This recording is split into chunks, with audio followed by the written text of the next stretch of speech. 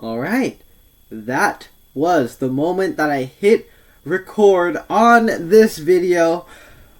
Alright, so if you're looking at this video, this is every single movie that I watched in the year 2023, and I am ranking them all from the worst to the best.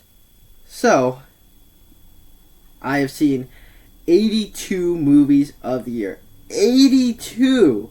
Which to me is very insane. And the reason for that is because back in 2021, I did the same exact ranking. I had seen 46 movies. In 2022, I did this ranking. I'd seen 45 movies. Here, 82, which is quite the accomplishment to me, and I'm pretty excited to be doing this. But I know that that also means that I'm going to be filming for like 2 hours straight. And so, because I just talk a lot when I do these big gigantic rankings, and so yeah, the way this works is I am going to rank every single movie in a one take video. Like, I'm not going to cut anywhere. I'm not going to stop recording until the entire list of 82 movies is done. No script, no notes to look over on the side, nothing to look over. Just ranking all 82 movies. The only thing that I'm going to look over while watching this, if you're wondering how I do this, I have an iPad and an iPad stand up right here on the side. You guys can't see it. And I have every single movie that I watched. I have the ranking right here, so I could memorize, or not really memorize, but I could scroll down and look at every movie that I watched. You could even see the screen reflection off my face a little bit, but I could scroll down and see every single movie that I watched this year. And so, just a one take, one cut video. And so, before I get started with that, I just want to review the year of 2023 for movies in general. And I think ever since I started this YouTube channel of 2021, 2022, and 2023, 2023 is the best year for movies to me. Like, in the 2020s. Like, it's the one where I've seen the most, and it's the one where I've in general seen the most movies that I absolutely loved this year. And so, yeah, this is how I'm going to be doing things. Just doing this one take full thing. If you have any thoughts on 2023, if you have your rankings, share down below in the comment section. If you want to rank every single movie you saw in the year down below in the comment section, please do so. Down below in the description, there's probably the list of all the movies I've seen this year in release order. And so that's something that there's something down there for you guys to see. If you're wondering what movies that I saw and what I'm going to be ranking, that's down below in the description of this video. And so the year of 2023 in general, I thought was just a great year for movies. And since I'm going to be filming for a long time, I have a water bottle right here next to me. So, you guys came here to see this epic ranking of all 82 movies I saw this year. So let's just get straight into this. Last place, number 82, the movie that aggravated me the most this year, the movie that I hated the most this year, and if you've seen my top 10 worst of the year video, you probably know where this is going. The Exorcist Believer. This is the sequel to The Exorcist, and I hated it. I did not enjoy this movie at all from beginning to end.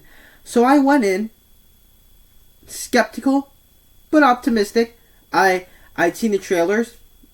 I was hoping that they could do an Exorcist type film, and it is just dreadful.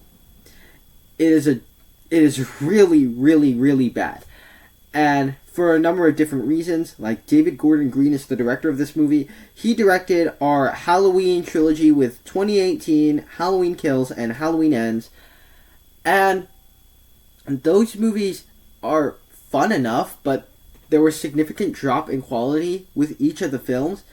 And with this film, I never thought I'd see the day where I'd long for the days of Halloween Ends, but we have The Exorcist Believer, where it's much worse than Halloween Ends, and I didn't really like Halloween Ends all that much. And so with The Exorcist Believer, you get a sequel to The Exorcist, and in the trailers, one of the main selling points is that Ellen Burstyn returns as Chris McNeil, right? Think she's going to be in the movie, right? No, she's not. She's barely in it. She's in it for only like 5 minutes of screen time. And they completely wasted her character. The actress herself made it really clear she didn't want to do The Exorcist Believer, and the only reason she accepted and decided to do it was because they provided enough money so that she could use it for some school charity, as meaning that she was in this movie just for the money, not because she thought the script was good, not because she thought this was a good movie. It was because they offered her enough money for her to support a school charity. And so that's just automatically really cynical when you have an actress that doesn't want to return to a project, and she's basically forced to, because they're going to keep giving her amounts of money. From there, I think this movie just gets worse and worse as it goes along. Like, it starts off quite generic, and it becomes much worse. I don't care about our lead character. His arc is literally just apologizing for making a bad decision, not because he's a better person or anything. He just literally just apologizes, and that's kind of the arc that the movie gives him. And then from there, at the end, with the actual exorcism taking place between these two girls, I thought this movie just fell apart. It just didn't work for me after that. And so what really solidifies this as the worst is how the movie ends. And so the movie ends with this. So the two girls are possessed, they're tied up to chairs, and a bunch of priests from different religions come to do the exorcism all at once.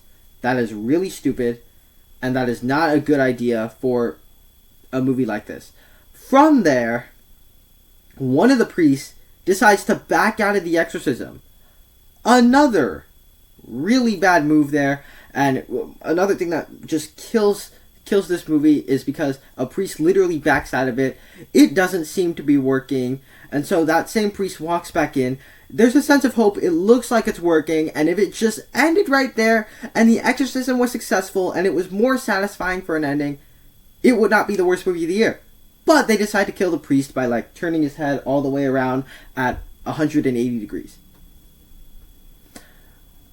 There it is. You just killed off the priest, and now the movie just got worse.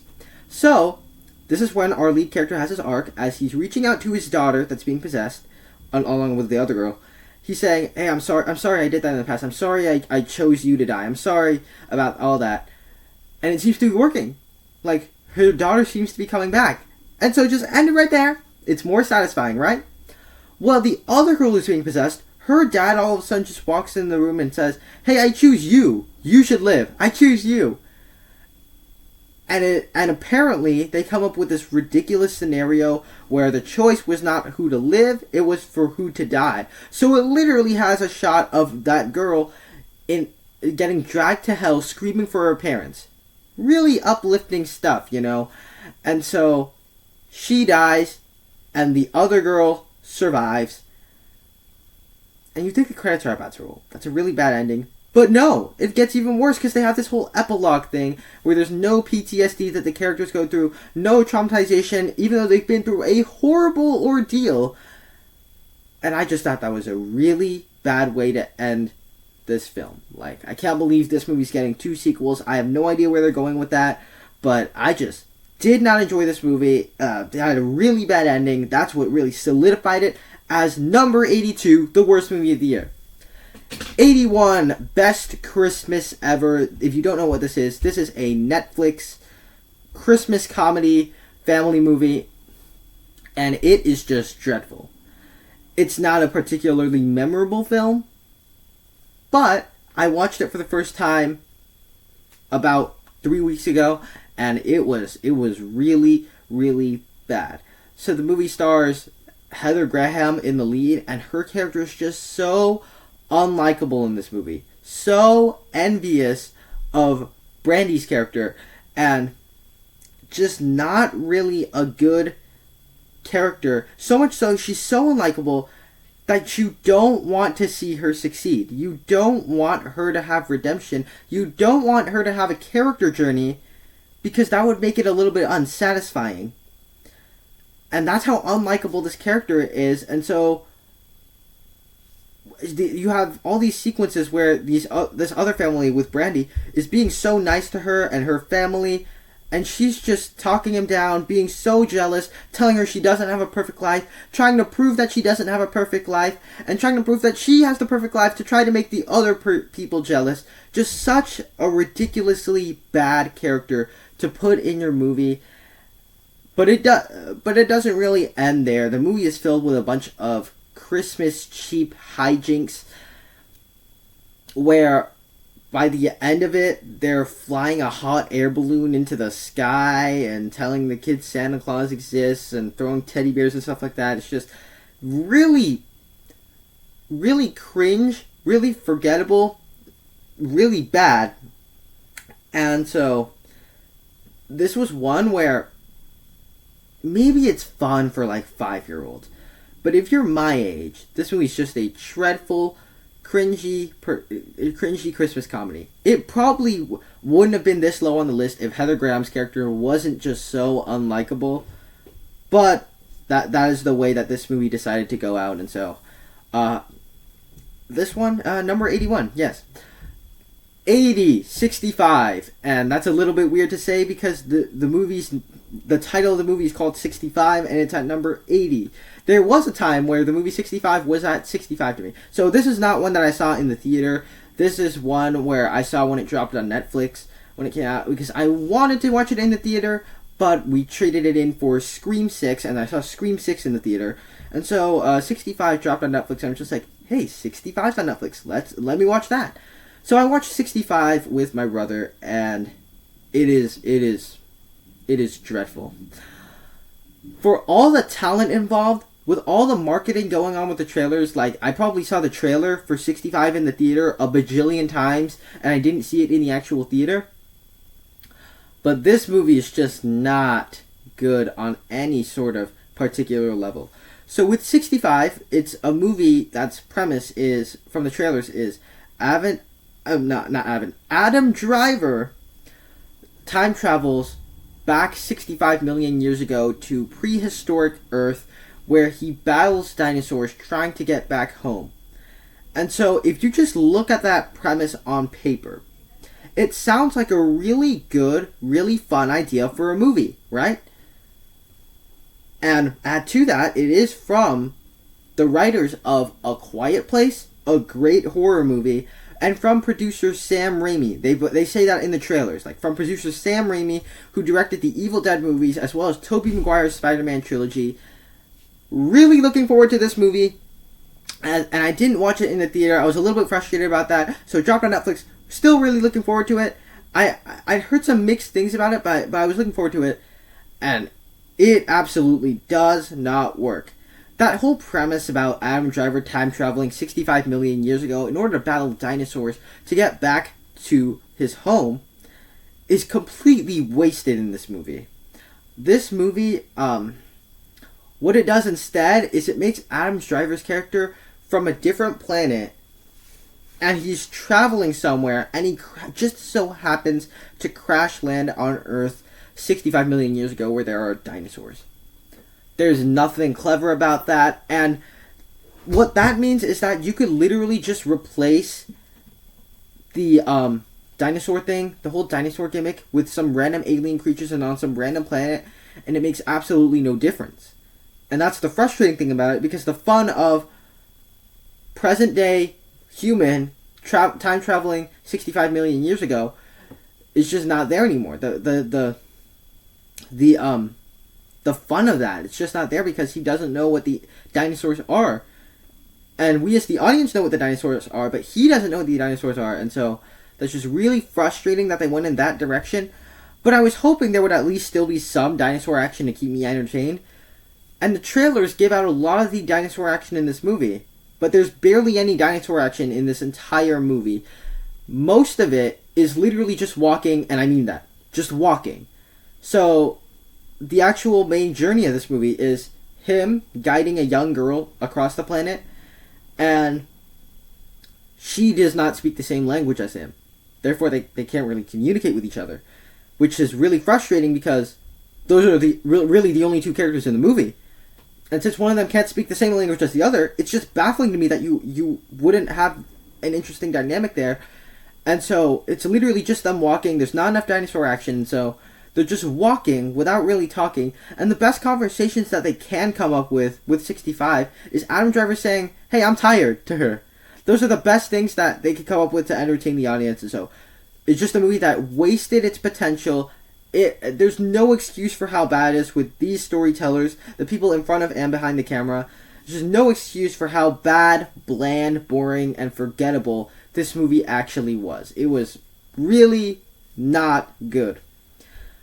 79, Meg 2, The Trench. And so this is our sequel to 2018's The Meg, a movie that I did actually watch in the theater when I was 8 years old. And so with Meg 2, it was actually kind of a little bit of a fun experience watching this movie. I did see it in 3D. I don't know why, but I saw it in 3D with a bunch of with some 7th graders that are my friends, with a bunch of 7th graders. And so one of their dads invited me to go see Meg 2 with them. And so just like, sure, that seems pretty cool. Let's watch Meg 2. And so that was in general a fun experience going with a pack of people to watch a movie in general. But this movie to me was kind of dreadful. Like, it was kind of a really bad movie, if you ask me. And so with Meg 2, the entire concept of this franchise is Jason Statham punches a megalodon. Sounds awesome, right? The original Meg has that same premise, but I think it's taken a little bit too seriously. The original Meg plays the concept with a totally dead, straight face. That is how the original Meg is taking it. And maybe I enjoyed it when I was 8 years old, but with time to reflect on it, with the years that have passed since that movie came out, I go, ooh, that was probably a little bit too serious for the concept about Jason Statham battling a shark. It was kind of like Jaws in the modern day, but just not nearly as good or as thrilling as Jaws. And so when Meg 2, when the trailer dropped, I didn't think it was taken a lot seriously. I didn't think it was going to be taken all that seriously because the trailers had like rock music playing in the background. You had people on helicopters and things like that. You have Jason Statham pulling out a spear and lunging for a megalodon. It didn't seem like it was taking itself seriously. And Meg 2 somehow managed to crank up all the ridiculous sliders up to 55 and still managed to play it dead serious. That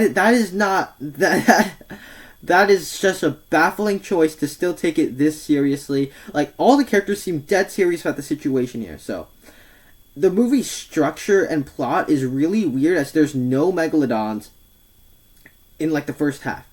There's only, like, glimpses, like, we keep a megalodon in a cage. Like, one of the characters gives out takes out a microphone, goes in front of a stage audience and says, hey, this is where we keep the megalodon in the cage right there. And that doesn't play out. There's no payoff to that anywhere in the movie. I'm pretty sure it's just so we can have a megalodon in the first 50% of it. And it only gets worse from there. So the movie simply doesn't know how to build tension. There's these thrilling sequences that are supposed to build up tension, but it just doesn't.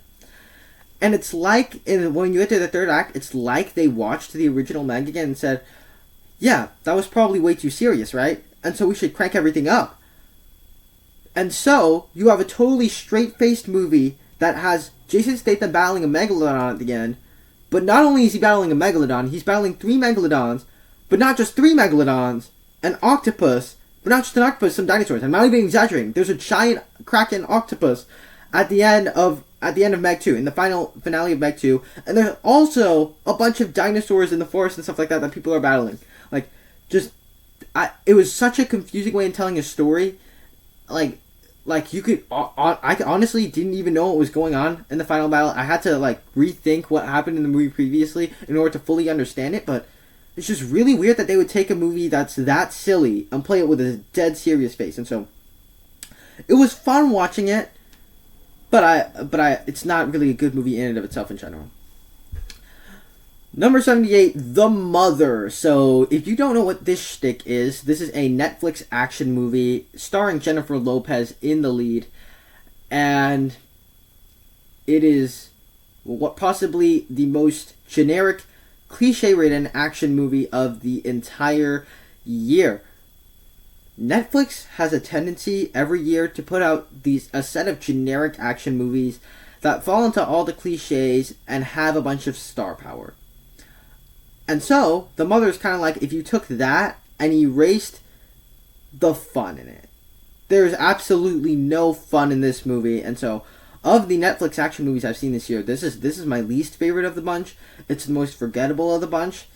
And I felt like this one in particular really lent into all of the cliches. By the time we got to the third act of the movie and they're in like a snow battle, I'm just like, okay, I know exactly what's gonna happen. These characters gonna reunite. This guy's gonna die. They're gonna fake out this death and stuff like that. Just really obvious stuff like that.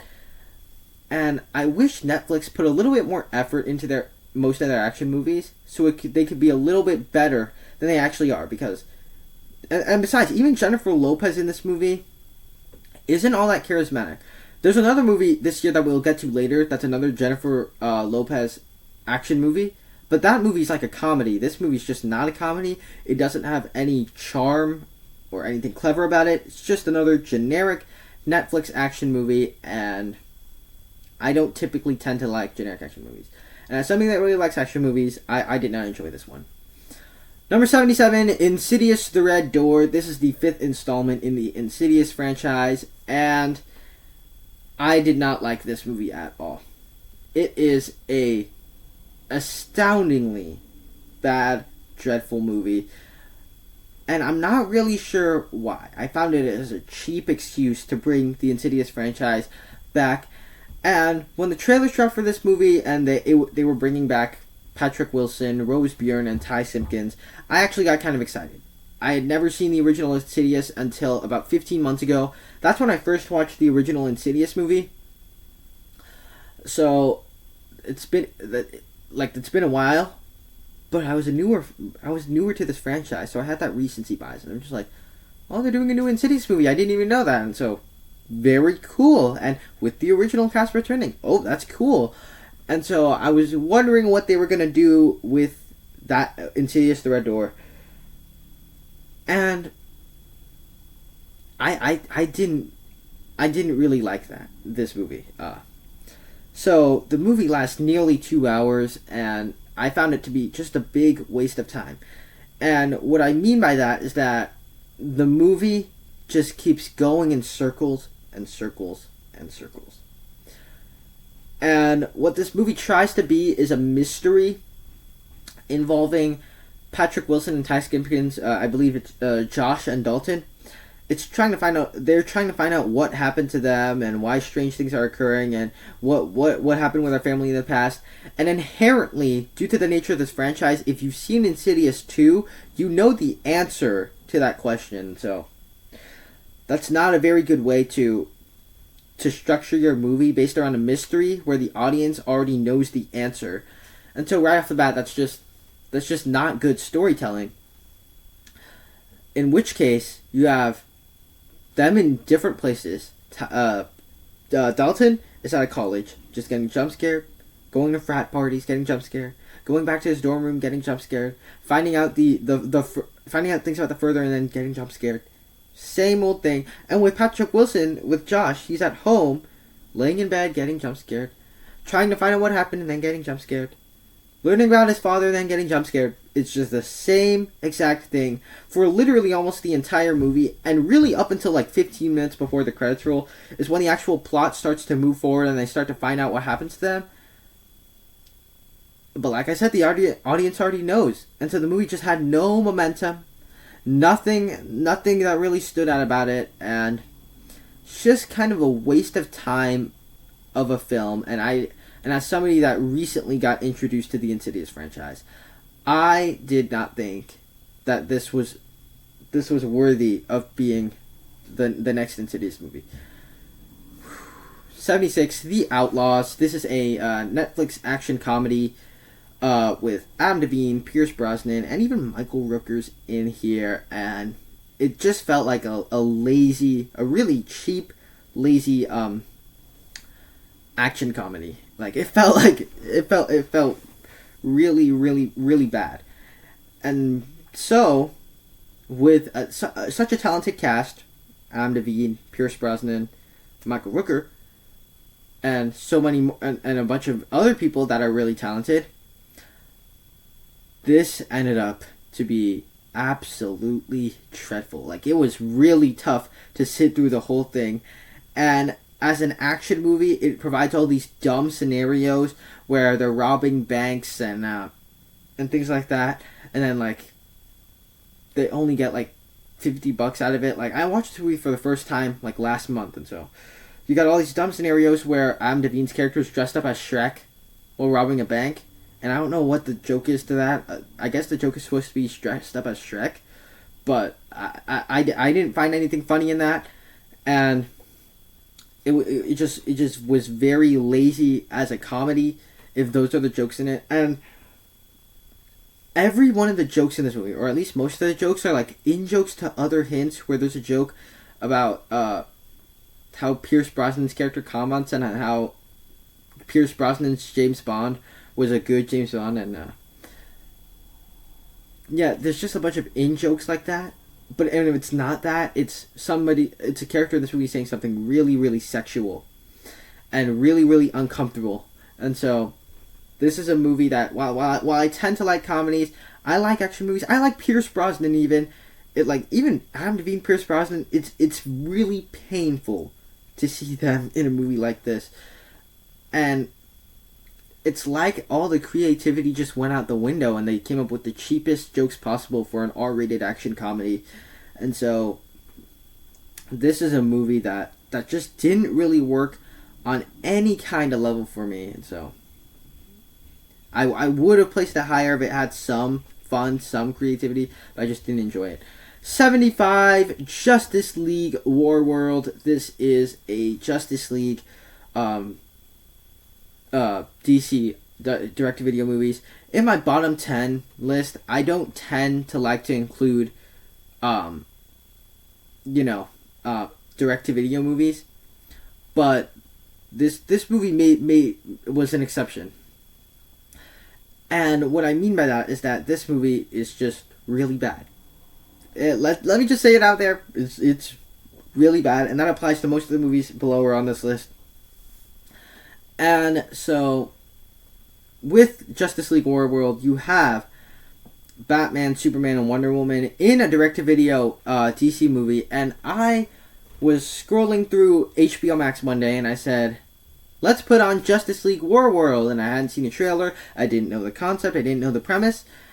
And even after watching the movie, it's tough to even know the concept or the premise of this movie, as it's such an odd film to watch.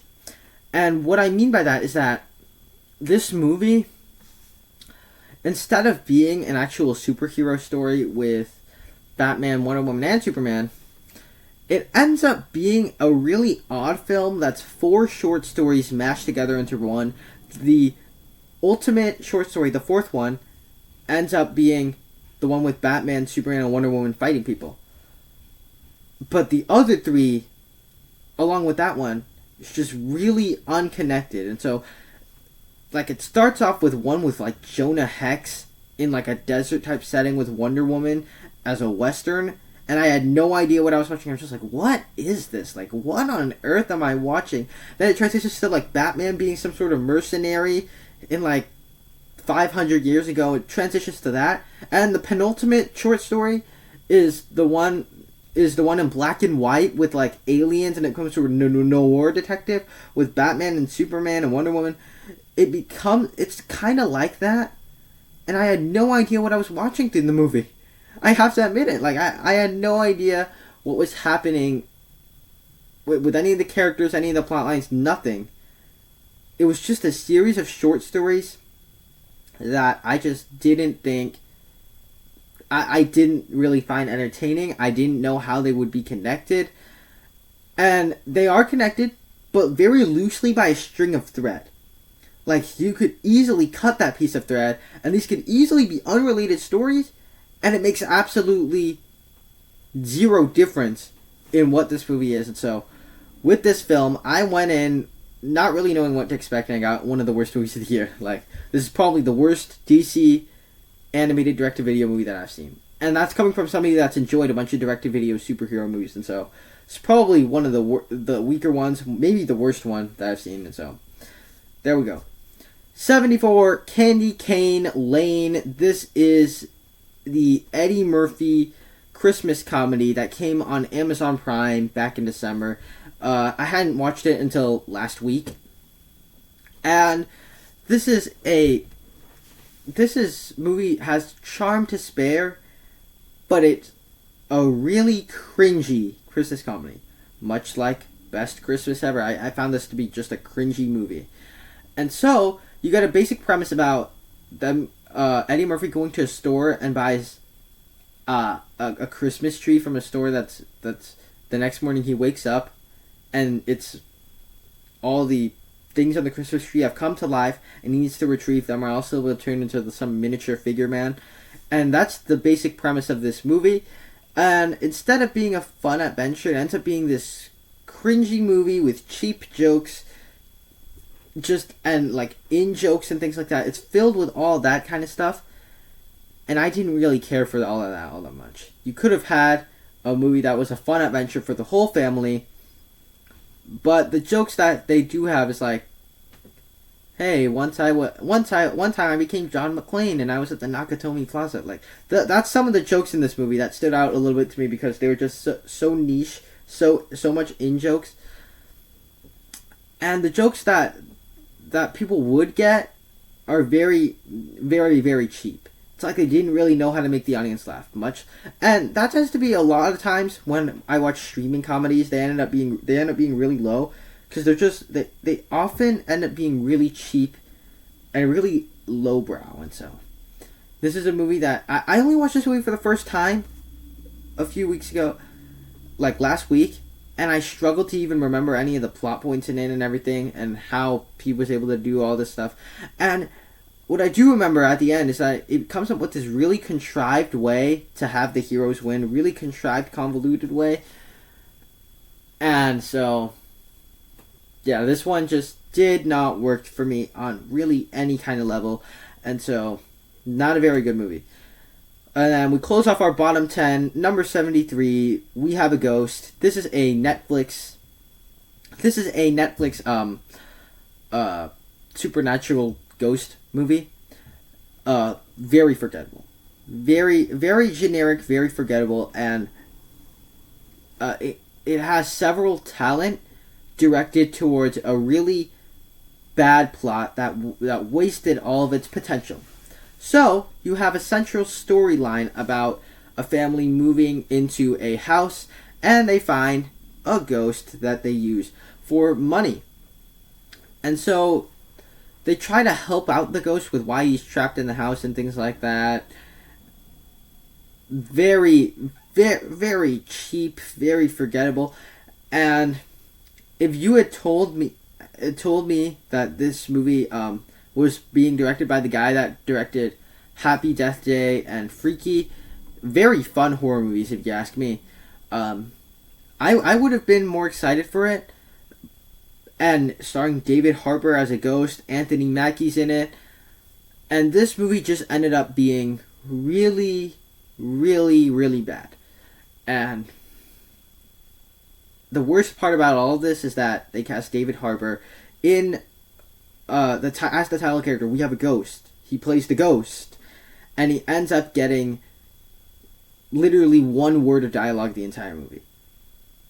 Which is weird. Like, he doesn't have any of the David Harbour charm or anything because he doesn't speak in the movie. And so, this movie, while I went in expecting an okay movie, that's not really what this was. It was actually a pretty bad movie. And they try to do this whole... And it really can't decide what it wants to be. Does it want to be a horror movie? Does it want to be a comedy? Does it want to be a family drama? On the family drama side to it, I didn't care about any of the characters. And the arcs that they did give the characters... made some of them really selfish and unlikable. As a comedy, it's really not funny. I don't even know if it was trying to be all that funny, but it really wasn't funny. And as a horror movie, just take one look at the trailers. I don't even need to answer that one. It's not scary. And so, this is the one that closes out my bottom 10. So, if you'd watched my worst of the year video, you probably know where this was headed, but Yep, those are my bottom 10 of the year, and we have a long way to go. I'm more than 30 minutes into filming. I'm already starting to get tired, but I will get through this. I will film this entire list that I'm scrolling through. Yeah, 82. That's a lot. So, 72 more to go. 72, Crater. This is a Disney Plus original film, I believe, and I just, I thought that it was a really boring, generic film. It's kind of reminiscent of the movie Stand By Me, but it's just set in space. So, what you have with Crater is a group of kids goes on an adventure to find out what this mysterious crater means because one of the kids' dads told them that there was something special at said crater. So, you have a scenario where you could get a movie where a bunch of kids go across the moon and have an adventure to go to a crater. And so you think all sorts of fun hijinks would happen on the moon, right? Well, instead of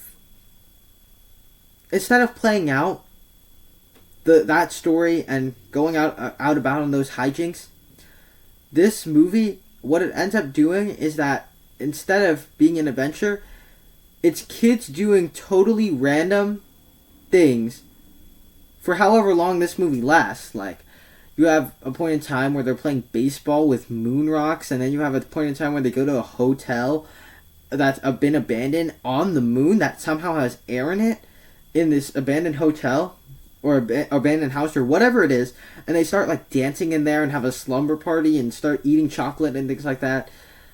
And it's just really, really familiar, really generic, and it's not one of the better versions of those.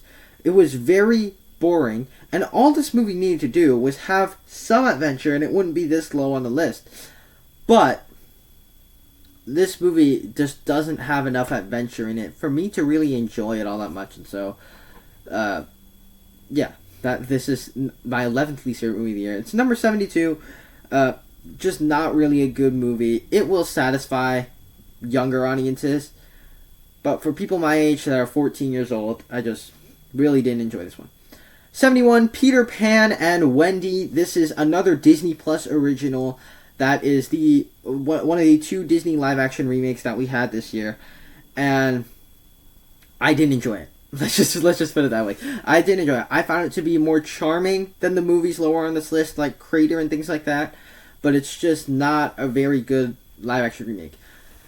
What the original Peter Pan, what that movie captured really well was the childhood innocence and imagination of younger kids, and this movie kind of just really loses that. And it's just kids being on an adventure and stuff like that. And for how memorable the original Peter Pan is, this movie is just really forgettable.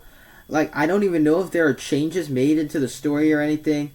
There are just some ridiculous looking sequences. Like, with Peter Pan, I was wondering, whenever we watched this movie, I was wondering, hey, how are they going to translate the scene where Captain Hook almost gets eaten by a crocodile?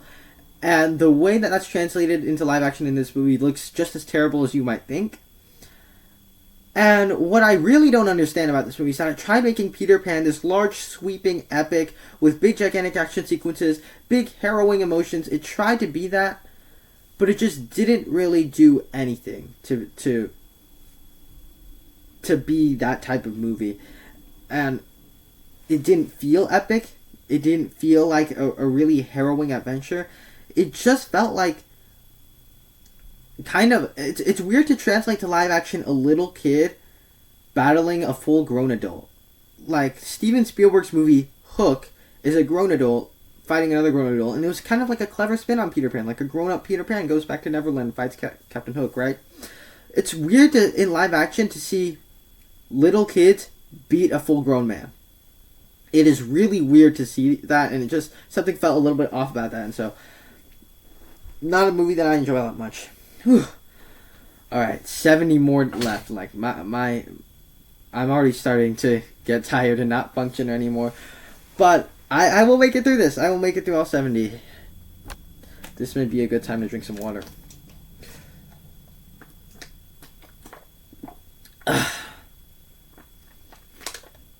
My throat might be clearer now. Because I've been talking for 40 minutes now, and so... How much time do I have? Okay. I think I can make it within the next 2 hours of this, so... Let's get back to it. Number 70, Expendables. This one was a real big disappointing one. I've seen a lot of people on the internet that absolutely hate this movie. I don't absolutely hate this movie. This movie was it was a lot lower on your list, I would presume, but I will say I did have a little bit of fun with it. The actors seemed like it was fun to be here. They had fun making this movie and things like that. But this is one of the most disappointing movies of the year to me. So I love old-fashioned action movies. And the Expendables movies are just fun, ridiculous action movies. That's what the Expendables franchise, that's what all three of the movies are.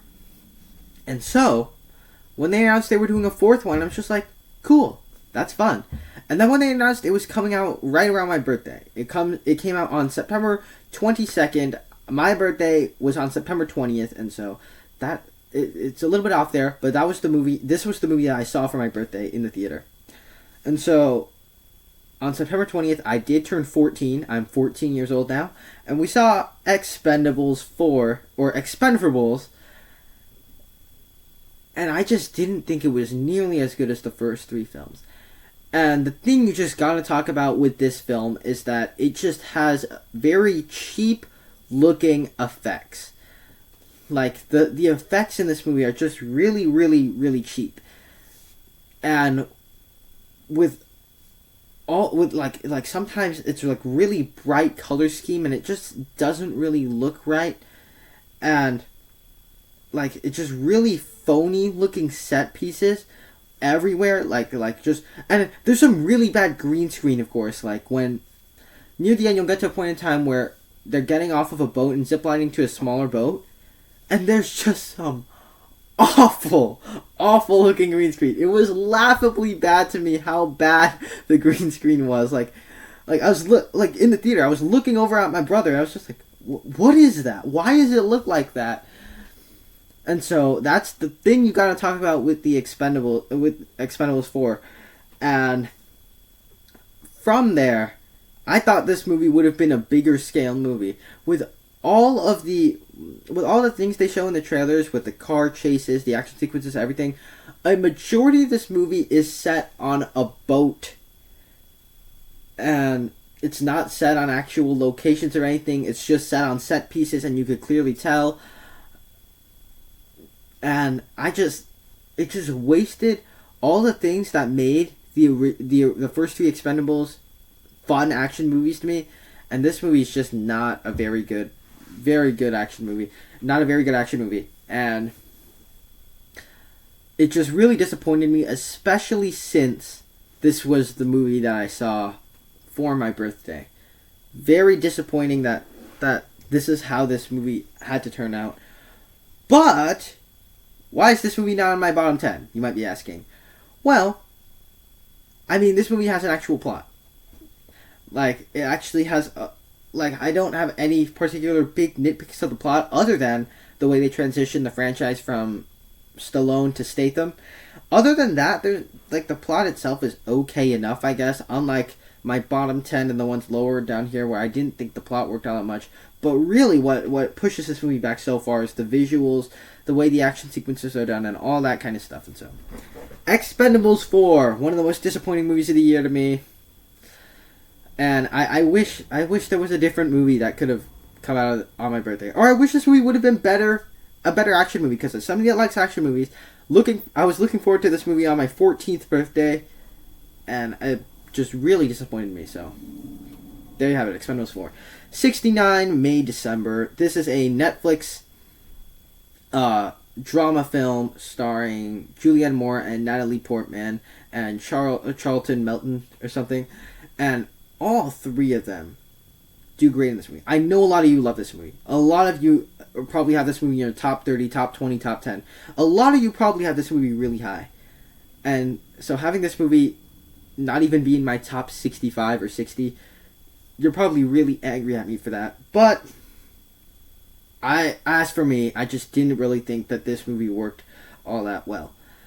So, it has three fantastic performances from Natalie Portman, Julianne Moore, and Charles Melton.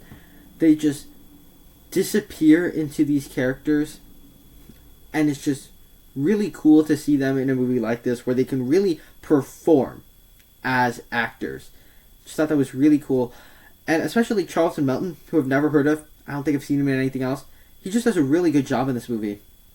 And there's this interesting idea in this film. There's an interesting concept buried in this film.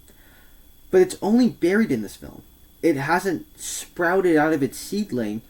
The seed hasn't sprouted out, and so, in which case it's just an idea in this movie, but this movie just focuses on the wrong plot points. Like, it doesn't pick the right things to focus on, and so the way it focuses in on Natalie Portman's character instead of Julianne Moore and Charles Melton and their relationship, their dynamic, instead of focusing on that, it decides to focus on Natalie Portman's character. Natalie Portman, and the basic concept of this movie is a really interesting relationship between Julianne Moore and Charles Melton's character, and they've grown on to become a family, and Natalie Portman wants to play an actress in a movie depicting those people's stories. So there's an interesting concept in there, but that's not with Natalie Portman's character. And it decides to focus on her instead of Charlton Melton and Julianne Moore, where their dynamic, their relationship, is a lot more interesting. Like, I would rather explore that than this actress trying to play the characters and trying to act well and things like that. And so, there's something buried in here that has potential, but I wish this movie focused in on the things that were on the back burner just more, and made that maybe even the main plot in exploring their relationship. Otherwise, it might have been higher up on this list. But hey, I'm glad a lot of you guys probably love this movie, but I just seem to be the black sheep here that doesn't see what a lot of you guys see in there. So, 68, and this is the most disappointing movie of the year to me. 68, Indiana Jones and the Dial of Destiny. So, I am a big fan of Indiana Jones, if you are wondering. I love the original trilogy of Indiana Jones films. They are just so good to me. They're just so... the greatest adventure trilogy of all time. With Kingdom of the Crystal Skull, there are some questionable decisions there, and things like that. But it is fun to see Harrison Ford playing Indiana Jones. And with Dial of Destiny, it is fun to see Harrison Ford play Indiana Jones again. But this movie really doesn't sit well with me. The moment I got out of the theater, I was just like, what was that? What did I just watch there?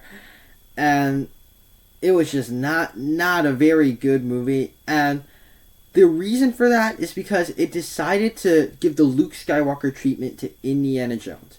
In which case, he is an old, grumpy man in his house, just sitting on his couch watching TV.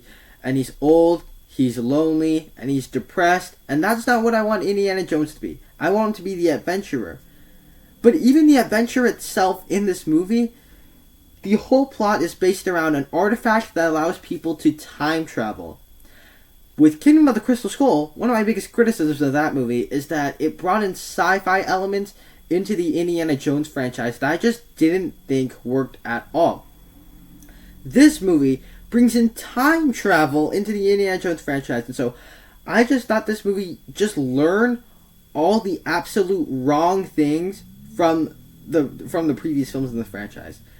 It's a movie that I just don't understand why they took it in the direction that they did. And for some reason, they decided at the end to give Indiana Jones there's this ridiculous sequence back when they time travel back in time.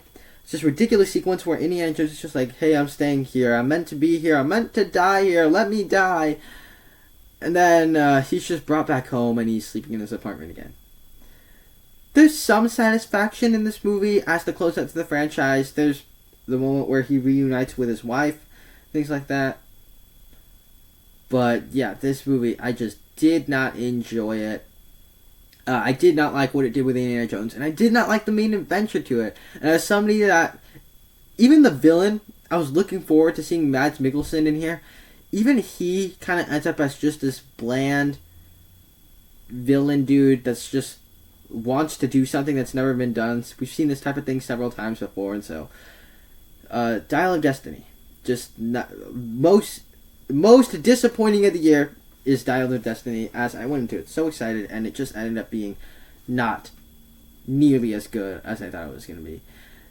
Here's another disappointing one. 67, Cocaine Bear. This is a movie that has, in general, a fun concept. Bear on cocaine, killing people. That is an interesting and fun concept to me. Like, that's something that I could just have fun with if you make it into a movie that doesn't take itself too seriously or anything like that. And it's filled with sequences where bears are on cocaine killing people. Like, I would have fun with that, if you ask me. But the way they decided to do this movie just didn't really work for me. And I didn't this is another one I didn't see in the theater. I saw it on home video, and I just thought it wasn't nearly as good as it should have been. I didn't like this movie.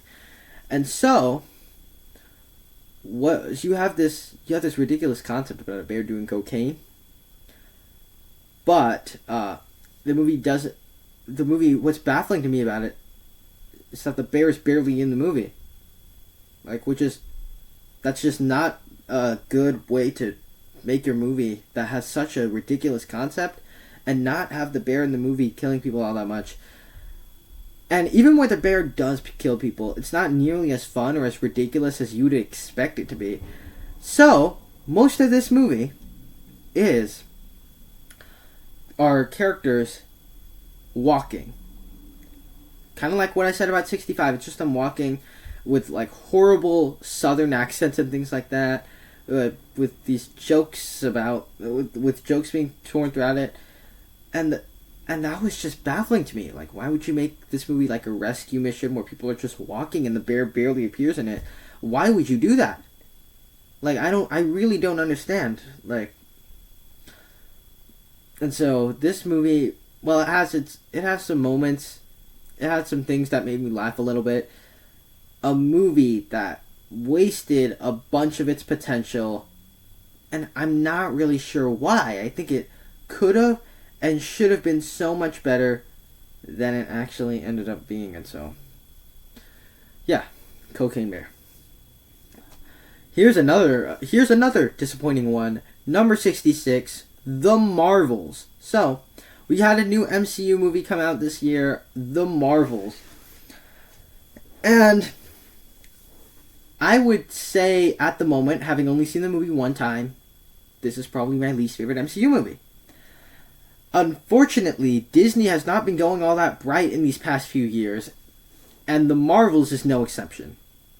Like, they put out Secret Invasion right before this, and I didn't think that was all that good either. But we're talking about The Marvels here, and this, to me, was just a really bad MCU comedy.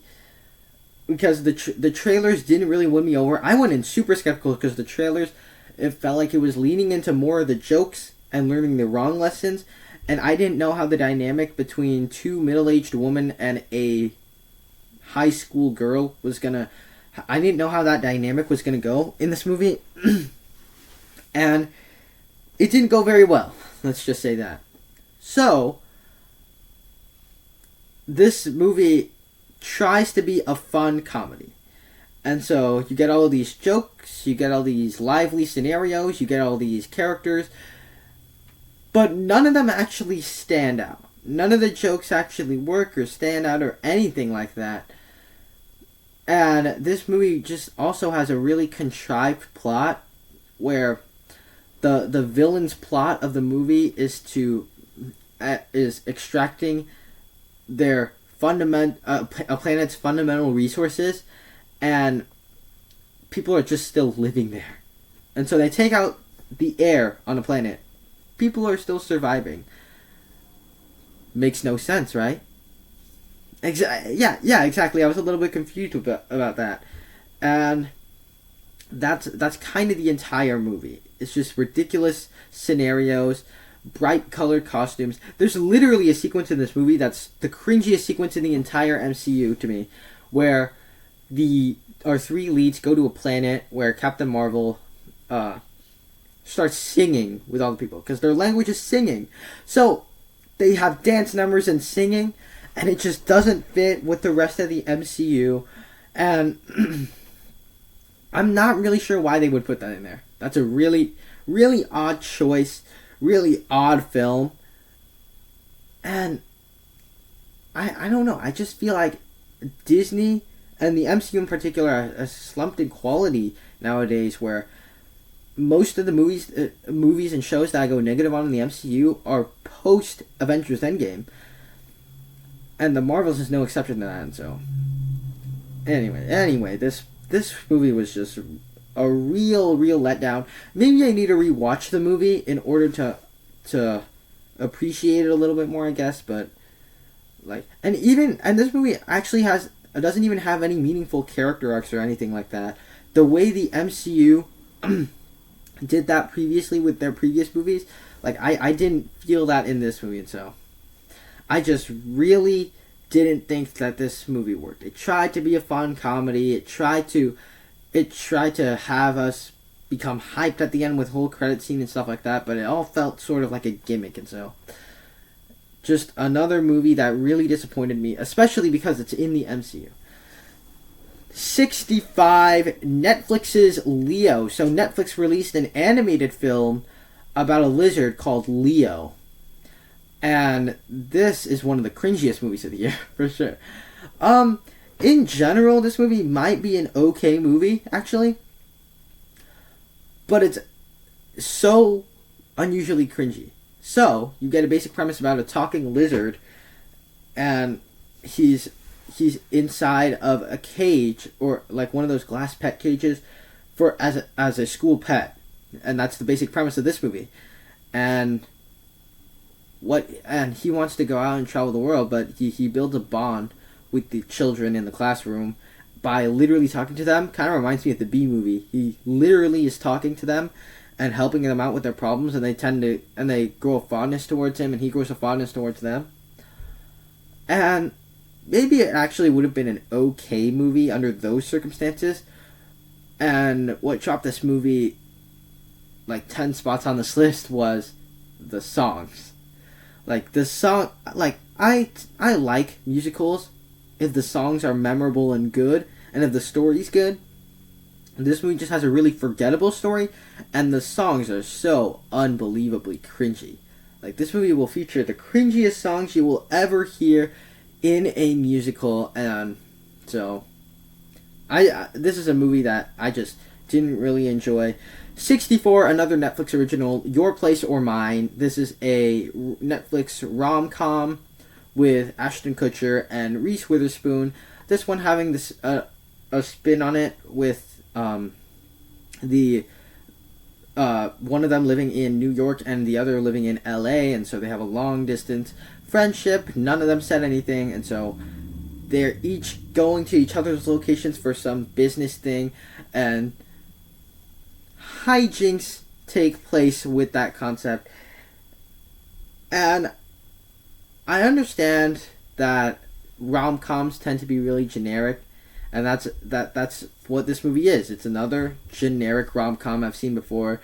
It has every single element, character charisma, the misunderstanding that happens at the end of the third act. They get angry at each other, they reunite.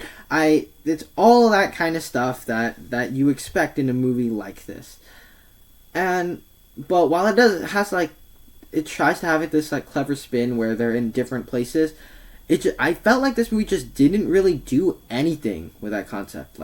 It's not showing them at the same location or anything. It's not really doing anything clever with the concept. It's just another generic rom-com that just happens to have a little bit more characters than usual and a little bit of a clever spin on it. But I felt like if you just removed that clever spin on it, it would make absolutely no difference whatsoever. So this is a movie that, while it has some movie star charisma and things like that, really forgettable, generic rom-com. That's all I can say about it.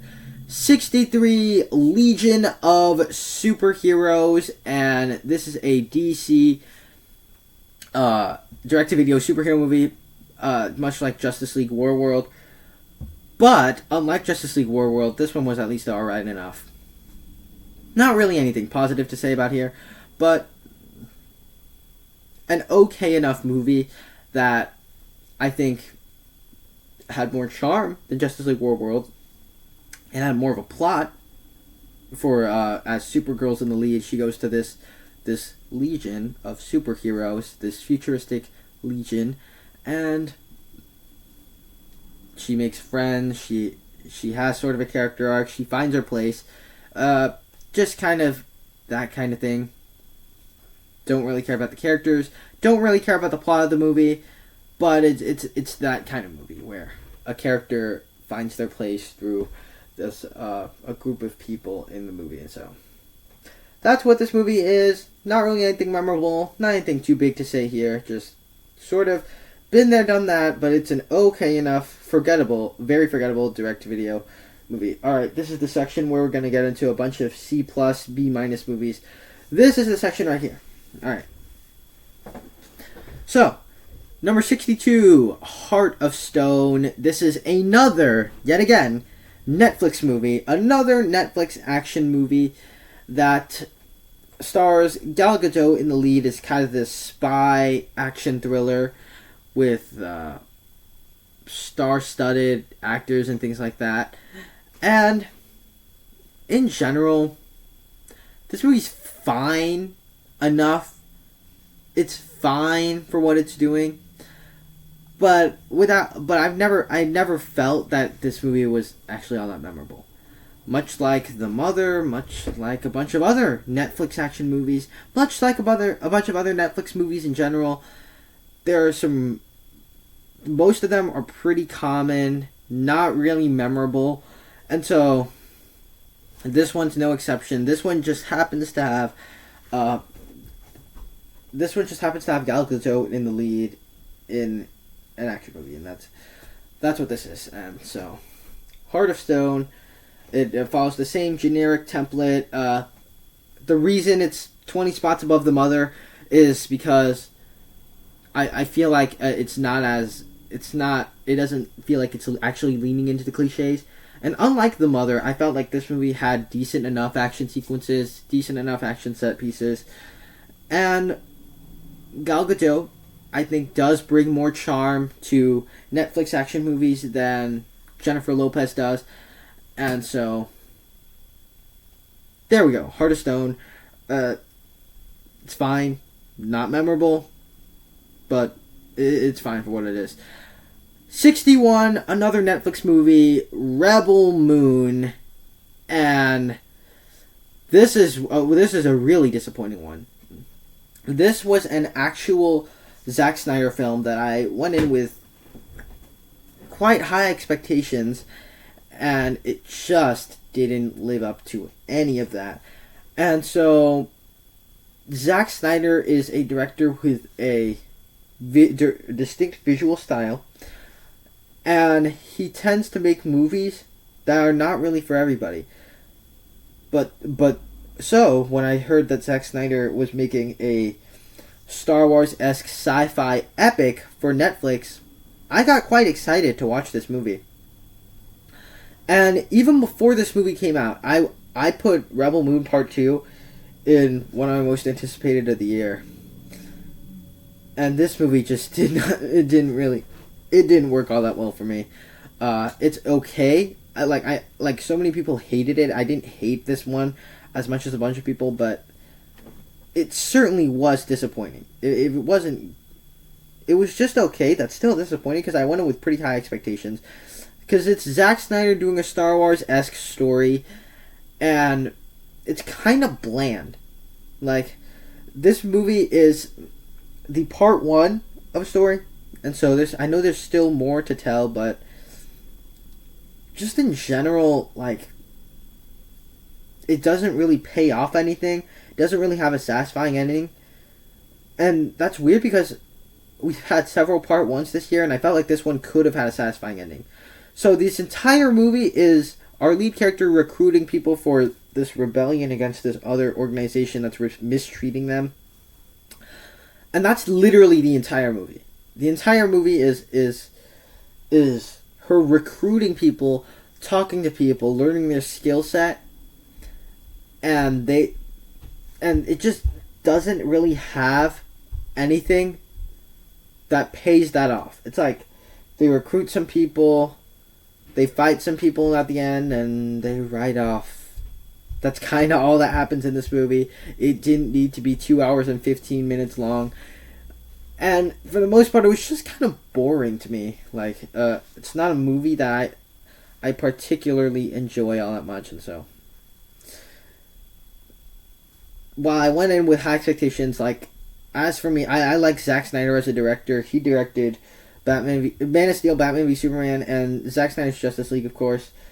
And speaking of Zack Snyder's Justice League as the director cut, Rebel Moon also has a director cut coming out in early 2024. But I don't know. I feel like that's intentional that they release a PG-13 cut and a director's cut, just so that people could get more hyped, like they did with Zack Snyder's Justice League, which is that's such a weird thing to do. I don't know why you would do that, but they're doing that with Rebel Moon, and so it has a director cut on its way. Hopefully is better than this cut. Hopefully is less boring, and hopefully has more action than this previous cut. So, but there's just nothing special about the cut that was released on Netflix, the PG-13 cut. That, like, it just follows the same exact template, only with some slow-mo Zack Snyder visuals, and so.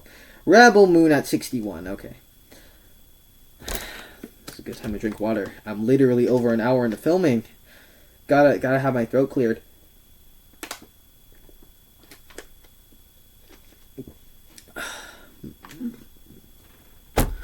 We are over an hour into filming this video.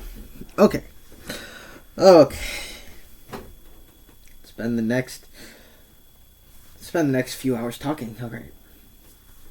Where was I? So Rebel Moon was at 61. Rebel Moon Part 1. Alright, number 60. Kicking off our top 60, The Nun 2. This is the latest film in the Conjuring franchise. And it much like a bunch of these movies in this section, this is where we'll get into a lot of movies in this section where they're fine, but they just don't have any of that spark to them. They don't seem like they take their concepts to the next level. So, The Nun 2 was the latest film in the Conjuring films, and the original Nun, I just felt, was a really drab, dull film set in a drab, dull environment. And The Nun 2, I would say, is better than the original Nun, but since I didn't really like the original Nun that much, that doesn't really mean this movie's an actual good movie either. So, with this film, I'm trying to remember what to say about it. Is that it's another kind of generic horror possession movie, where strange occurrences start happening with a character, and they have to try to regain him. And it's just kind of another one of those. Like, I've seen the movie 2 times, and it's just kind of another one of those. Where it's not really like a dreadful version of that, but it's like an okay version of that kind of story. And so it's not as dull as the original Nun. It's set at a boarding school, and so there's actually opportunities for more people to get killed, while the original film only had like 3 characters the entire movie. This movie could actually kill some people off, and so it has an actual body count.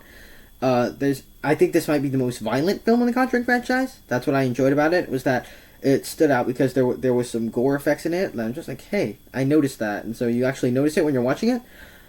But at the same time, also a movie doesn't really do anything to stand out in and of itself and in and of this genre. Like, it's kind of just in the middle of the Conjuring ranking, where it's alright, but it didn't take anything to that next level, and the audience is way ahead of the characters in the movie when watching this movie. The characters in the movie are trying to find out why strange things are happening and who's the one being possessed, and the audience already knows that. But unlike Insidious the Red Door, that wasn't like the main plot. That wasn't the big reveal or anything, and so the way that this movie did it, it was fine to me in general, but overall, it's just a movie that's kind of there. It's just that like even I'm looking at this list right now and just like, oh yeah, The Nun 2 did come out this year, so there we are. Okay, 59, The Killer. This is actually iPad's running low on battery. I'm gonna turn this off. Gonna remember the next few movies here. Okay, so 59 is The Killer. The Killer is the latest David Fincher film, another Netflix thriller. And I know a lot of you guys enjoyed this movie. I know a lot of you guys really enjoy what David Fincher was able to do with this movie. Cool. That's your opinion. But if I'm being completely honest with my opinion, I didn't really like The Killer all that much. And the simple reason for that is because the movie was just too repetitive. Let me just say some positive things about it. I have some positive things to say about it. It's not all the way at the bottom or anything like that, but I can understand why a lot of you guys love it. One of the things that I really loved about this movie was that it was a thriller shown from the perspective of the actual killer. It's an assassin movie shown from the perspective of the assassin, and so I enjoyed that aspect of the movie where you're basically just in the mind of Michael Fassbender's character the entire film. And so you have narration all throughout it with Michael Fassbender thinking about how he's going to plan things out, how he's going to deal with certain situations. When a hit goes wrong, what is he going to do? And so it gives you that in the perspective of the hitman in the film. But this movie itself, to me, wasn't very good, I have to say. It didn't really work for me. And I have a simple reason for this. It's because it was repetitive to me. And by the time we got to the middle of the movie, I was kind of just rolling my eyes. I was just like, okay, I know what's going to happen. He's going to go here. He's going to kill this person. Going to go here. Going to kill this person. There's not a particular big character arc for the character. There's not really a character arc. He doesn't change throughout the story or anything like that. And so the movie split up into parts, it'll say on the screen, part 1 here, part 1 here, part 3. Part 1, part 2, part 3. It will do that. And every single part is the same thing at a different location. And I'm just like, okay, he's gonna change his ID. He's gonna go to the airport. He's gonna kill someone. Okay, he's gonna go back to another airport. He's gonna change his identity. He's gonna kill someone, and then he's gonna go back to another airport. I think David Fincher really needed to come up with a better story structure or a better story in general for me to be fully engaged. And I really don't understand why he chose this form of repetitiousness. It was just very repetitive. Oh, my iPad's running out of battery. You gotta hurry up. Alright. So, there it is, The Killer. You guys love it, that's cool, but I just didn't like it. So, 58, Asteroid City. This is the latest film from Wes Anderson, and another movie where I can see why some people would enjoy it, but it really wasn't for me. It was not a movie for me to process. And so Asteroid City is another one where I didn't see it in the theater. I saw it when it came out on home video, and a movie that I didn't really like. From the trailers, I'm just like, what is this? I know it's a Wes Anderson film, but what is this? So I expected this weird, trippy film, and the reason the trailers are like that is because the movie itself is a play. They make that very clear in the movie. There's these black and white segments with a different aspect ratio that clearly shows that this movie is supposed to be a play. And so, but I didn't really like it. Wes Anderson's one of those directors where it's hit or miss for me.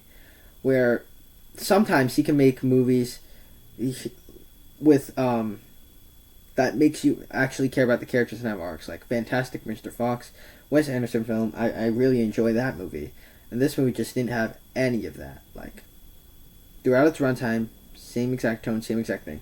What this movie proved really well to me is that Wes Anderson is an auteur director with a very distinct vision and style. Like, when you're watching a Wes Anderson film, you can automatically tell that you're watching a Wes Anderson film. And so that's what I enjoy about Wes Anderson, is that he actually has a distinct style. It feels like a movie that was created by one person. I, however, I don't really like Wes Anderson's style, though, because he just makes movies that are not they're not made for me, not on my wavelength at all. And Asteroid City was one of those. It was not a very good movie to me. And so get this movie that's supposed to be a play, very still shots. Sorry about that. Though it was a little bit off, but I'm gonna make it through this. Okay. So very bright color scheme, very still shots, where it like cuts back and forth between characters on very very still shots. Like camera's barely moving, camera's not even moving at all actually, and the movie, it just has the same. It's like the characters weren't even giving performances. It's like they were just reading their lines off of the script in the movie, because it has the characters have the same exact tone throughout the movie, just same kind of bland tone where they're just saying all their lines, no facial expression, no nothing, and it kind of felt in general like a Wes Anderson film because of that. So if you like Wes Anderson, you're probably going to really enjoy this one, but if you're not used to this style of filmmaking, you're probably not going to appreciate it as much, and I don't appreciate it as much because it's like the same bland monotone throughout the movie, and so just a weird movie to me that didn't really work for me. But that's simply because I'm not really a big fan of Wes Anderson. Like, if you because very distinctly a Wes Anderson film. This is the most Wes Anderson that Wes Anderson has ever Wes Anderson. But I just wasn't at all for me. 57, Shotgun Wedding. This is the other Jennifer Lopez action movie I was talking about much earlier with the mother. This is the other one I was talking about, Shotgun Wedding. This one being an Amazon original with Josh Duhamel, and is action comedy. And I felt that Jennifer Lawrence has much more charm and charisma in this movie than she did in The Mother. And so, with this film, you get a rom-com about a wedding it's about a wedding, and they get into an argument right before it, and terrorists show up looking for the valuables and things like that. So it's basically Die Hard at a wedding. That's what this movie is. It's Die Hard at a wedding with Jennifer Lopez and Josh Duhamel. Just happens to be with two people instead of one. And I felt like this movie had all the ingredients to be more fun than it actually ended up being. So you get action comedy. I like action comedies. You get Jennifer Lopez. I like Jennifer Lopez as an actress. You get Josh Duhamel. I like Josh Duhamel and the stuff I have seen him in. Not great as a lead character, but as a side guy in like the Transformers movies, I enjoy him. And in those, and this movie, I felt like it was fun, but it could have been better than it actually was. Because I felt like it lent way more into the comedy side than on the action side. The action present in this movie, there's not really much, to be honest. Like, the action is like it's like them running away and dropping grenades clumsily and things like that, them being handcuffed and things like that. And so,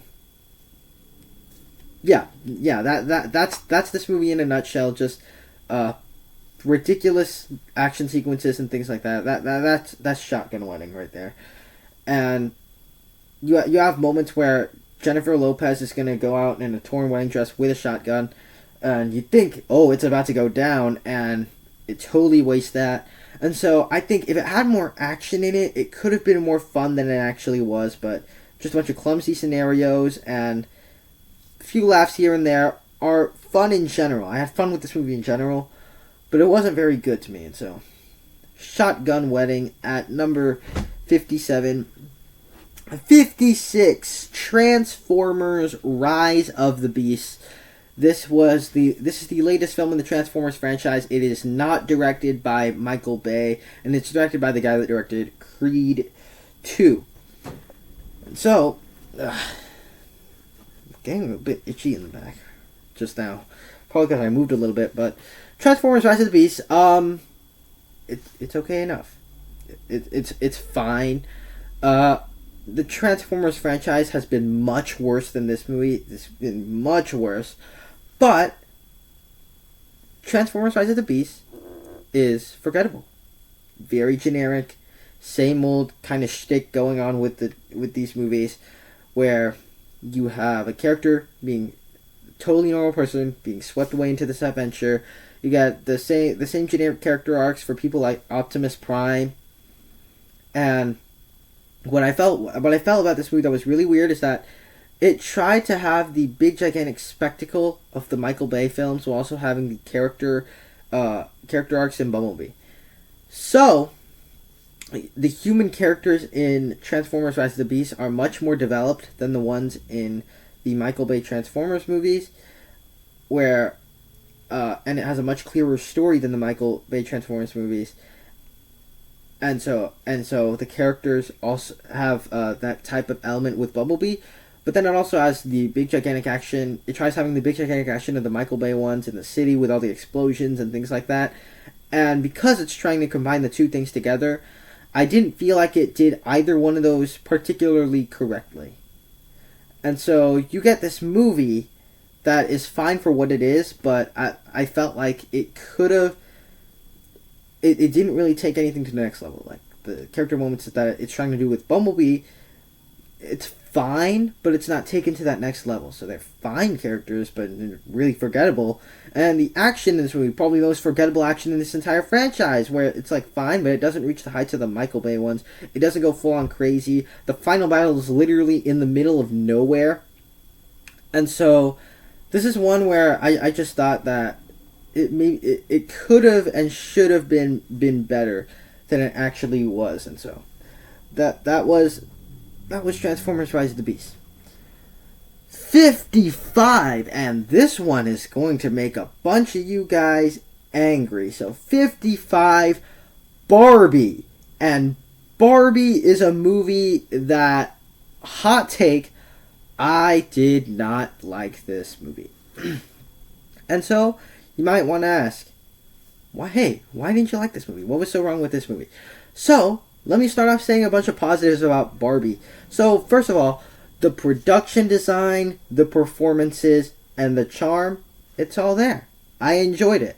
So, and this is one that I saw this one in the theater. I did actually see this one in the theater, but a month after it came out, or maybe even 2 months after it came out, because it was in the theater for so long.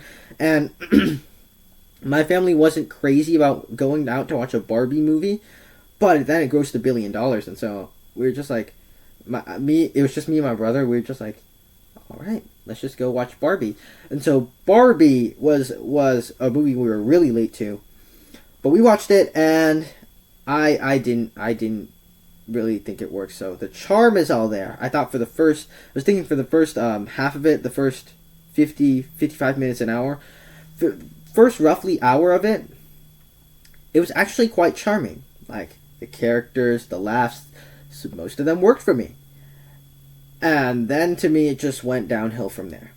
So after the first half. So on the positive side, the performances are great. Like, you could clearly tell that the actors are having a lot of fun making this movie. So you got Margot Robbie, Ryan Gosling, of course, and even Will Ferrell.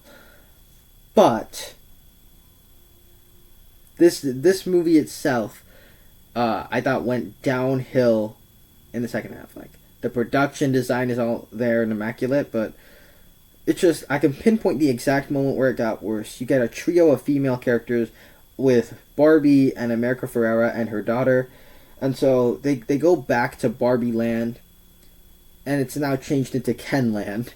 And I thought that it went downhill and downhill from there. Like, I was just like, oh my gosh, what are you doing? Why are you making such a bold message statement in your Barbie movie. And it tried to be this kiddish, fun movie that's a silly Barbie movie, not being taken seriously. And it all of a sudden turns into serious movie with serious themes, and it mashes those two together. To me, that just didn't work. And so it has all these mature themes with feminism, sexism, things like that. And I just didn't enjoy any of that. And so it just goes downhill and downhill. Like, the message is so on the nose that a character in this movie, America Ferrera's character, goes to one of the Barbie's houses and literally is giving lectures to the audience in this movie. And there's this idea that, like, they're being brainwashed by men, and that this lecture will snap them back out of it. Like, it just didn't really work for me. The messaging I felt was off, and I feel like it really needed to pick. Is it a kiddish Barbie movie, or is it a serious movie with serious themes? And it didn't really pick either, and so it decides to mash those two together, and it just really, really didn't work. And it goes from, like, this really serious moment, really serious, sad moments, when Barbie finally figures out who she is and who she wants to be, into this crash joke by the end of it. Like, the last line of this movie is, like, this crash joke. And so this is one where it started off all right enough, and it just went downhill as it went along for me. And so, highest grossing movie of the year. I know a bunch of you guys enjoyed this movie, but I personally didn't get anything out of it, and I didn't really enjoy it. 54, this is a really disappointing one. Ant-Man and the Wasp, Quantumania. We got another MCU movie here, and Ant-Man and the Wasp Quantumania is one where I went in so excited. It had so much potential. It was our kickoff to Phase 5 of the MCU, and the movie just I felt was so much worse than it could and should have been. Like, it could and should have been so much better than it actually ended up being. So, I felt that having an Ant-Man movie be the movie to kick off Phase 5, and having Ant-Man be the one to encounter Kang first, was a really bad call, because Ant-Man intentionally is a smaller scale hero, and so I didn't think that this movie did any justice to Ant-Man in this movie. So it has all the fun Ant-Man hijinks with him, Hank Pym, the Wasp, Janet Van Dyne, and his Cassie. It had the fun jokes and hijinks with that, mashed up with Kang, really ruthless killer, trying to get out of the quantum realm, basically enslaved all of the quantum realm, destroying cities, murdering thousands of innocent people, and it's mixed together with fun, lighthearted Ant-Man humor. And so that aspect of it just didn't work for me. MODOK, of course, looks ridiculous. And if you were trying to make Kang look like this really, really powerful threat that needs to be stopped, it's very weird that you would have Ant-Man beat him in the final battle. Like, Ant-Man, the small-scale hero, beat Kang the Conqueror? Really? Kang the Conqueror couldn't just obliterate him in 2 seconds? Like, and so, there's just stuff like that doesn't make Kang feel like a credible threat anymore. Makes me less excited for the Avengers movies coming up. I did have more fun with it than most people did, though. I found Paul Rudd, of course, to be as charming as ever. I found Hank Pym to be quite charming. And Janet Van Dyne, I feel like this is the best of Janet Van Dyne we've gotten. Most developed, most character arc she's given in here. Kang, although he was beaten by Ant-Man, like I said, feels like an actual threat until he gets defeated by Ant-Man. But he's just this ruthless guy. Like, he actually feels like a threat. But the parts of this movie are much better than what they gave us. Much better than the whole. And so, this is not a movie that I enjoyed all that much. And it really disappointed me. I felt better about it once I walked out of the theater than I do now at the end of the year. And so, just not a very good movie. 53, Family Switch. This is a Netflix Freaky Friday-ish movie, but with a family and set during Christmas. That's basically all this movie is. That's exactly what you would expect it was. And I watched this one a few weeks ago thinking that it was gonna end up in my bottom 10 of the year, but it didn't. It's a charming enough, okay enough, family Christmas movie. And I felt like unlike Best Christmas Ever, I felt like this movie had some charm with the actors, like whereas the actors in Best Christmas Ever, like I just felt like had no charm. This movie stars Ed Helms and Jennifer Garner in the leads play, and so it's just seemed a little bit fun seeing them act as children while their children are acting as parents. Bit of a Freaky Friday type story where they switch bodies and they're trying to get back in their other places. But in general, just not a very memorable film. Fun for your entire family to watch, but not a movie that's very memorable to watch.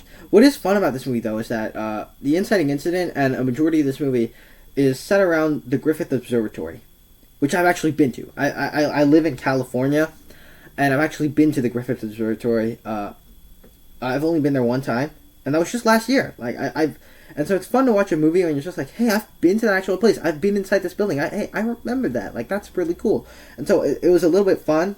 That's the thing that stood out to me about this movie. But in general, just another one of these Christmas comedies. Doesn't really do anything to offend me. Doesn't really do anything to take it to the next level either.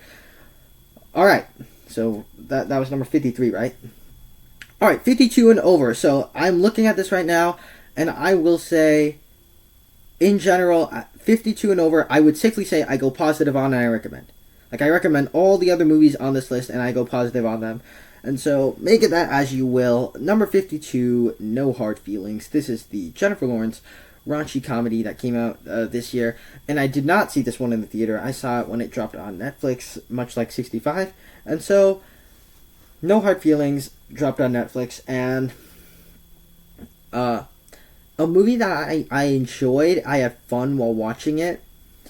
But I felt like it could have been a better comedy than it actually was. And I'm not saying that the comedy aspect was the thing that cheapened this movie, because this movie's really funny. I'm just going to say right there, I had a lot of fun watching this movie. It's a really funny movie, really raunchy movie. There's some, and it proved that Jennifer Lawrence could be a really funny actress. And you got this R-rated raunchy comedy that's really crass and inappropriate. The basic premise of this movie is that a 30-year-old woman gets hired to have sex with a teenage boy. Very, very off-putting, not interesting, but very off-putting premise right there. And it plays that out as a comedy. And as Jennifer Lawrence in the lead, like I said, and there's some fun hijinks that comes with this premise. But the issue that I have with this movie is that it's trying to be this raunchy comedy with all these crass jokes. Really had me laughing out loud. Really had me laughing out loud with all these crass jokes. And it also tries to be an emotional, heartfelt story about friendship. And I didn't think the two mixed together at all. And so you have all these emotional type sequences where oh, they're finally friends. Look at them. Isn't that heartfelt? Isn't that emotional? And then you also have dogs that are addicted to cocaine and Jennifer Lawrence beating up kids on a beach completely naked. And so you get a combination of those two, and it just doesn't really it does the emotional thing okay enough. It does the comedy quite well, and I feel like if you wanted to just make it a raunchy comedy, if you just went for the raunchy comedy stuff and not have the emotion, I think I would have liked it more. It would have been higher up on this list. But as is, I just didn't feel like the emotion, heartfeltness, mixed in with the raunchy comedy worked all that well. And so, 52 is No Hard Feelings. Number 51, Shazam! Fury of the Gods. This is another comic book movie, and it's good enough. It's alright enough. I've seen this movie 3 times now, and all 3 times I enjoyed it while I was watching it, but it's become like an afterthought immediately after watching this movie. So you get Zachary Levi, of course, as fun as ever, playing this man-child as Shazam, and that's a lot of fun to see, of course. And of course you have the Shazam family coming in, and it's fun to see. It's fun to see him with his family fighting the evil supervillains trying to take over the world and things like that. All that kind of fun stuff in this movie. But it is generic. This is a type of premise that we've seen before, type of movie that we've seen before several times before, and done much better. And it tries to do that emotional heart thing that the original Shazam did really well. And I felt the original Shazam did it much better. Like, what stood out to me about the original Shazam was that while it's being a very kiddish movie about a guy that becomes a superhero, a child that becomes a superhero, it's a very clever concept in that. But then this movie just doesn't really have... But then this movie doesn't have the heart of the original. And the original had the message about family, finding family in unusual places, and how Billy Batson finally finds where he's supposed to be, who his real family is. And this movie just doesn't have that same heart. And, like, you get a moment where, like, Shazam dies in this movie, Billy dies in this movie, and you know they're not going to kill him off. Like, you know that they're not going to kill him off, so it doesn't really have nearly as effective as emotion. So, a movie that's okay, but and I enjoy it while watching it. I'm just like, hey, this isn't that bad. And then right after, I'm just like, oh, well, I don't really remember that movie all that much, and so there's Shazam 2. All right, gonna take a drink of water. It's not as cold as it used to be anymore. You'll notice that.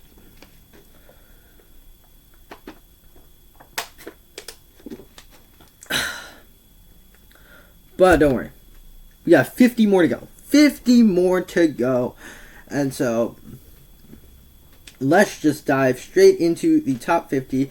Kicking off our top 50, A Haunting in Venice. This is the third of Kenneth Branagh's trilogy of murder mysteries, with Hercule Poirot, played by Kenneth Branagh.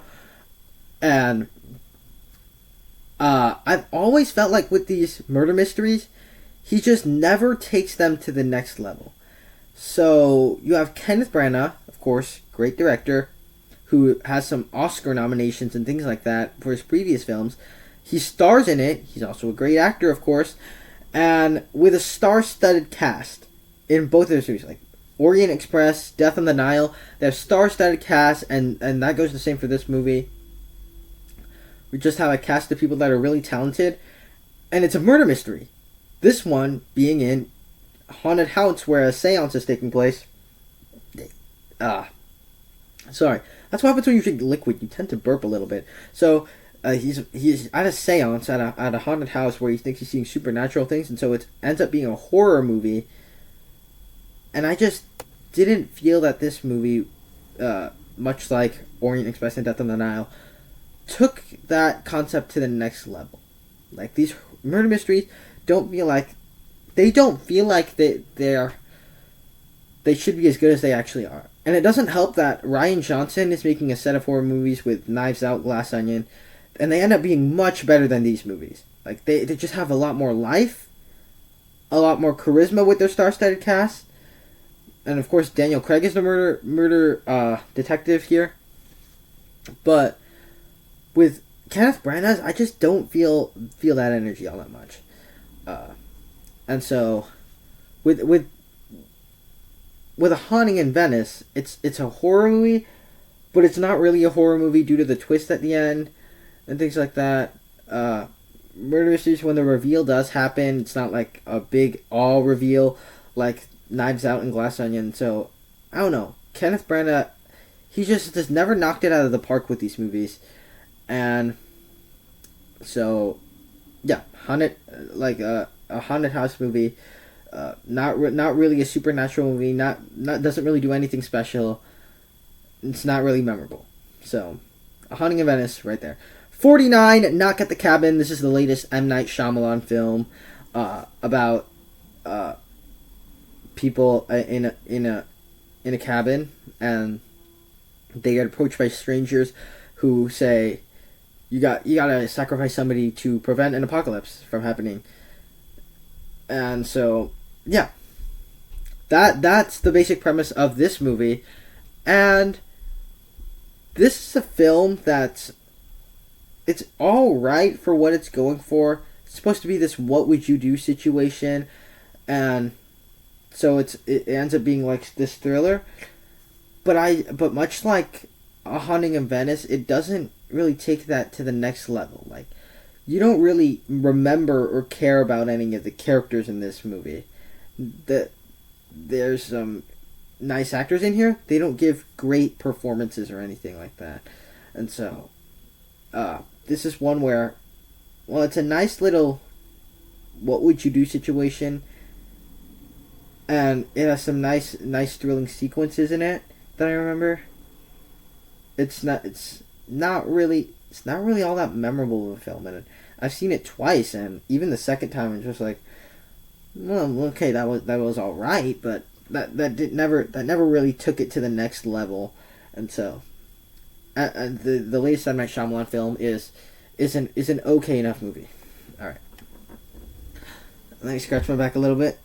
48, Haunted Mansion. This is a Disney horror film, and horror film, if you could even call this one horror film. So Haunted Mansion, it's more like a comedy film more so than a horror film, where this movie just falls into like a very mid-tier movie. Like, this is the section of the list where it's just like very mid movies. Like, I think these three movies are the most mid movies of the year: A Haunting in Venice, Knock at the Cabin, The Haunted Mansion. Where The Haunted Mansion, it's fine for what it's going for. I live in California. I've been to Disneyland a number of times before, and the Haunted Mansion ride is fun when you're on it. It's cool. It's cool to see all the animatronics, all the scenery, and everything when you're on it. And so I had fun with this movie because a bunch of scenery from the ride. I'm just like, hey, that's from the ride. Oh, look! I remember that. That was on the theme park attraction. But this movie just didn't. It didn't really take it to the next level, and that's these three movies right here. Like A Haunting in Venice, Knock at the Cabin, Haunted Mansion. These are like the mid movies of the year, where like star-studded cast yet again. It's funny at times. There are several times where we watched this in the theater. There's several times where the audience was laughing out loud. And it's of course it's a horror movie, but it's not really scary, but it's a horror movie. And so it's a movie that, much like A Haunting in Venice and Knock at the Cabin, it was fun while watching it, but afterwards it just becomes sort of an afterthought. It's not like a horrible bad movie by any means. It just isn't a movie that's very memorable. Like, I don't remember specific plot points of this movie. I don't remember that one specific thing about this movie that stood out. It was just kind of another one of these. And so, Haunted Mansion right there. 47, and this is a fun one. Actually, starting to run out of battery. Like, with my phone, I might have to take pictures of this one. I might have to take pictures of the list later on if this screen runs out of battery. So let me just turn that up. But 47, I have quite the story on this one. 47, Five Nights at Freddy's. This is the video game adaptation of Five Nights at Freddy's, and this was a movie that when I first watched it and I got out of the theater and I went back home, shot my review, and I went like mixed negative. I went a C+ on it, and now I think I would go to B- on it because it's grown on me over time. So I have quite the story about this one. So we went to the theater and watched it. Let me tell you my thoughts on the movie first. I thought it was a good enough, enjoyable enough video game adaptation of Five Nights at Freddy's. I have never played the game Five Nights at Freddy's, but when I was like 5 or 6, I do remember some of my friends and me just watching them play it on their iPads and tablets and things like that. And so that it was fun seeing them play Five Nights at Freddy's. And I remember it's the game with all the Five Nights at Freddy's jump scares and things like that. And this movie is an adaptation of that game where I'm pretty sure people that know the lore of Five Nights at Freddy's enjoy this movie a lot more than I do, because I've never played a single game of Five Nights at Freddy's. I do not know the lore or anything like that. And so this movie, I watched it as just a movie, and I saw a movie that's quite generic. It's fun when it can be fun. It has nice performances. Josh Hutcherson's in the lead, and but I didn't really care about his character or his character arc or anything like that, and so and I thought the trailers looked horrible for this movie, and it actually ended up being an okay enough movie. And so what I said in my review, a little bit generic. You don't really care about the characters or anything like that. I don't really care about Mike or twist about William Afton and things like that. I don't really care about that. And what was weird about this movie was that it spent the whole middle hour of it on little kids and security guard character Mike building forts with the animatronics, building pillow forts and table forts and things like that for them to play in. And so that was a little bit weird about Five Nights at Freddy's to me. And so maybe they could have done something better with that. And so I went like a mixed negative on it. I went like a C+. But now I would give it a B honest, and it's grown on me. I've seen it a second time, and it's grown on me a little bit. And I just remember the fun stuff about this movie. Partially because... Oh, shoot. This is a little bit runny, isn't it? It's itchy. Alright, so simply because the audience that I was in, the theater I was in, there's a local theater across the street from where I live. I went to that theater to see Five Nights at Freddy's. And it was just such a lively audience. It's like a packed theater, which really isn't often at the theater across the street from my house.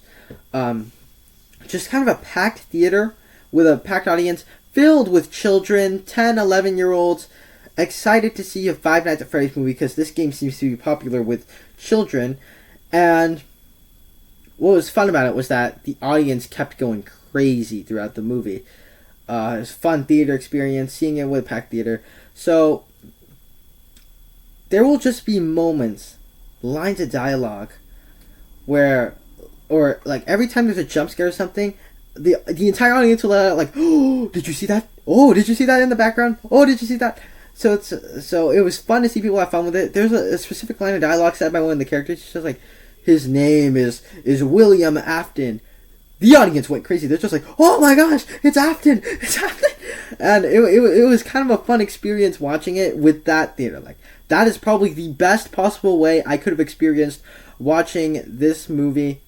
And by the end of it, when the credits started rolling, the Five Nights at Freddy's song started playing, and then everybody started like clapping in the movie, and that was fun. It was fun watching this movie in the theater where more people had fun with it than I did because I didn't understand the lore, and everybody else in the theater did. And so that was kind of a fun movie. I wasn't the target audience, but it got even better once I got back to school the week after, and this was the talk. This was what people were talking about. The Five Nights at Freddy's movie. There has never been a movie at school that was like, "Hey, did you watch Five Nights at Freddy's? Hey, did you watch Five Nights at Freddy's?" And so that was it's really fun to see people talk about it, sharing opinions on it. It was big at my school.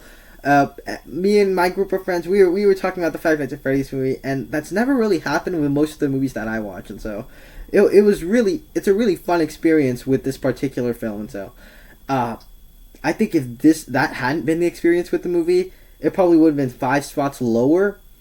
But I warmed up to it. It's warmed to me, and it's an enjoyable enough film due to my actual experience with it, and not the actual film itself.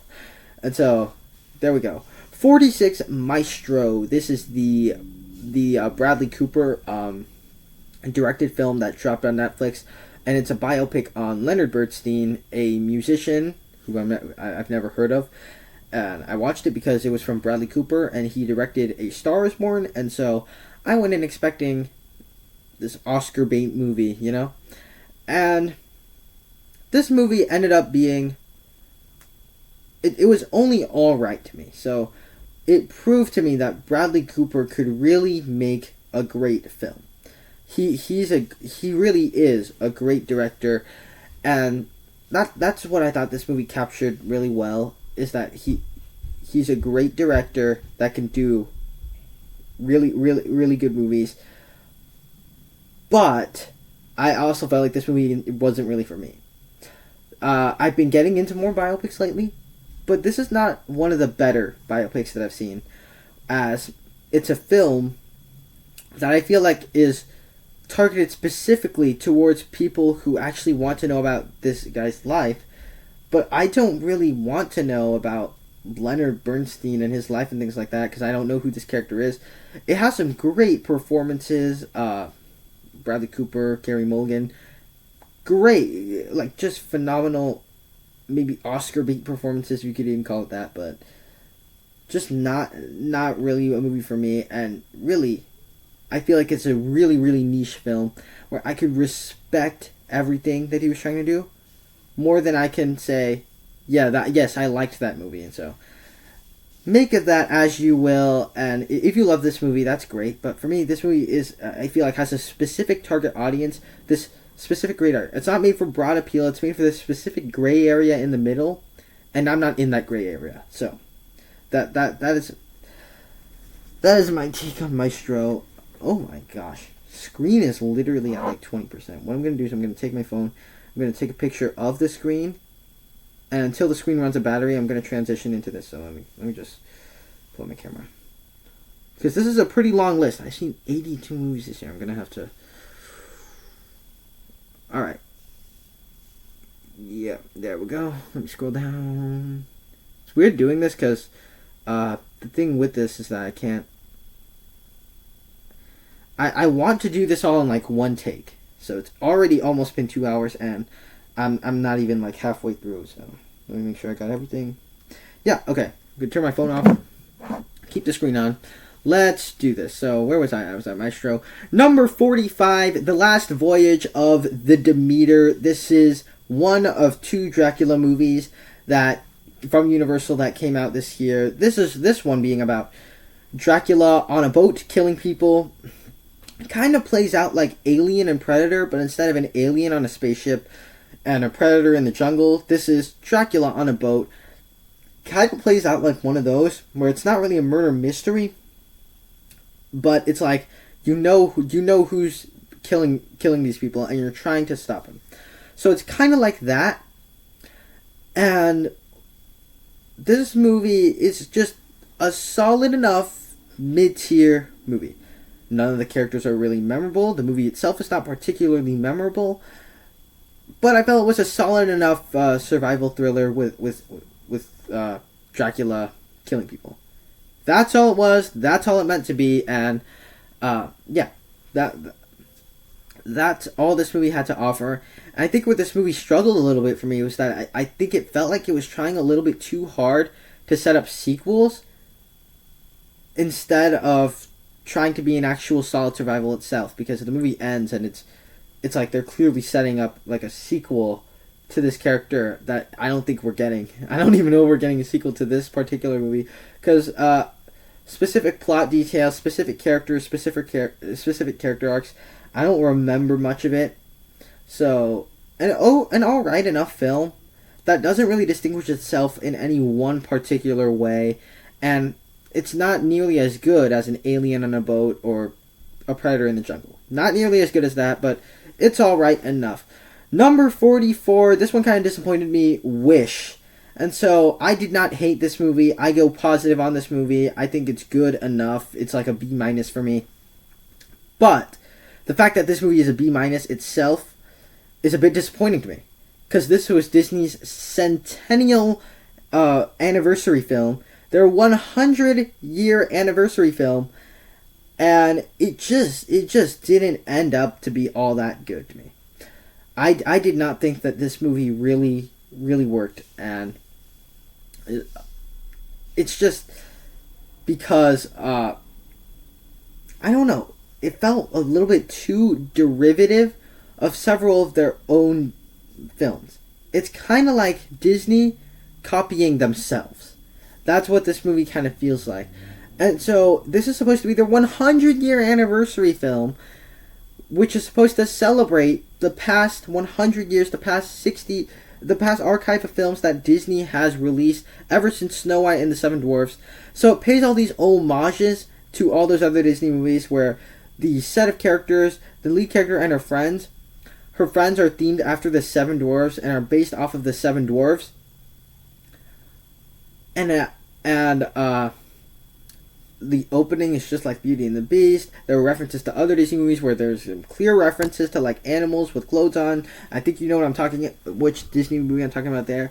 They literally show a picture of Peter Pan in this movie. So it pays homage to a bunch of Disney movies. And it just doesn't really stand out amongst itself. Like this movie, like the animation's fine, the characters are fine, but it's never actually all that memorable. The characters are very, very forgettable in this movie, and that's a little bit frustrating when your movie is celebrating 100 years of filmmaking, and the characters just end up being really, really bland, really forgettable, and I don't know. I just didn't really think that this movie worked all that well, and so it's generic. It plays by the formula. It does an okay enough job at it, but it's not nearly as good as Moana, Tangled, Peter Pan, Zootopia. It's not nearly as good as any of those movies that it's reminding you of, and so it's a film that I think could have been better than it actually was as the Disney 100 film, but I just didn't enjoy I just didn't really think it worked all that much, and so there's Wish. 43, Diary of a Wimpy Kid, Christmas, Cabin Fever, and we are in a weird year where Diary of a Wimpy Kid, Cabin Fever ended up being better than Disney's centennial anniversary film.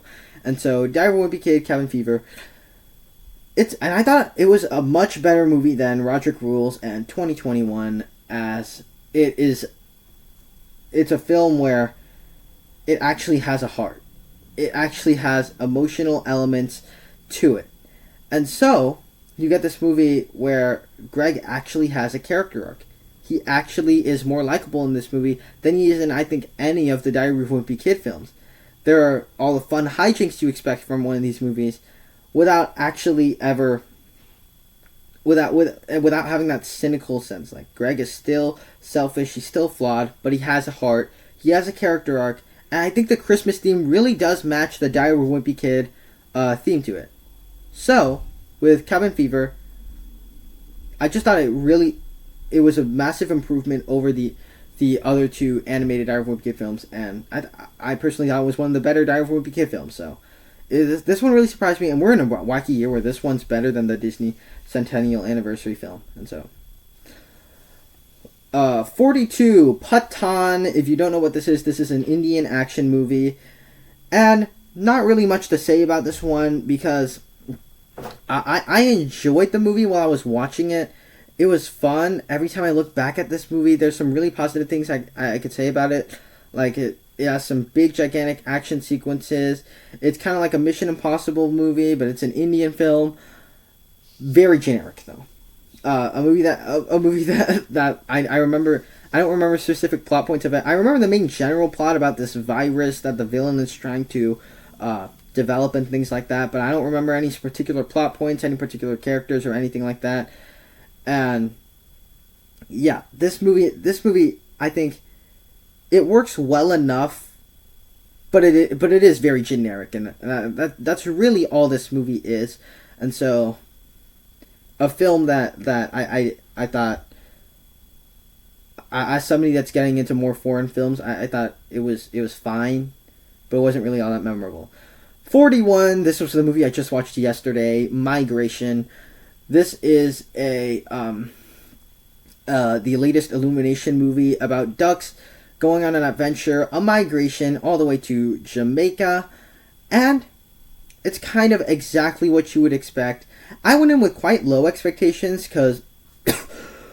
oh, sorry about that. I went in with quite low expectations because the trailers didn't really win me over. They seemed kind of bland. And I think this movie did an okay enough job at being this adventure story all the way across the world with characters and character arcs and things like that.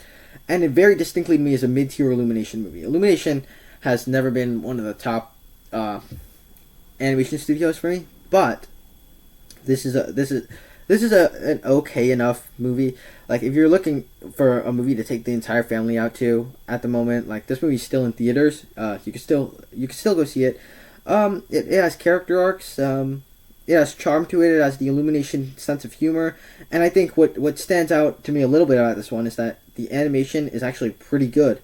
I thought it was actually really good for an Illumination movie, where it's just like, well, the animation looks so much cleaner in this movie than it does in like the original Despicable Me and a bunch of other Illumination films. So I thought that this was a fine enough movie. It's not a particularly memorable film, and not a movie that I'm aiming to like rewatch or anything, but a fun enough children movie adventure. Alright, that was 41. Got 40 more left. 40 more. So like every 10 movies I'm taking a drink.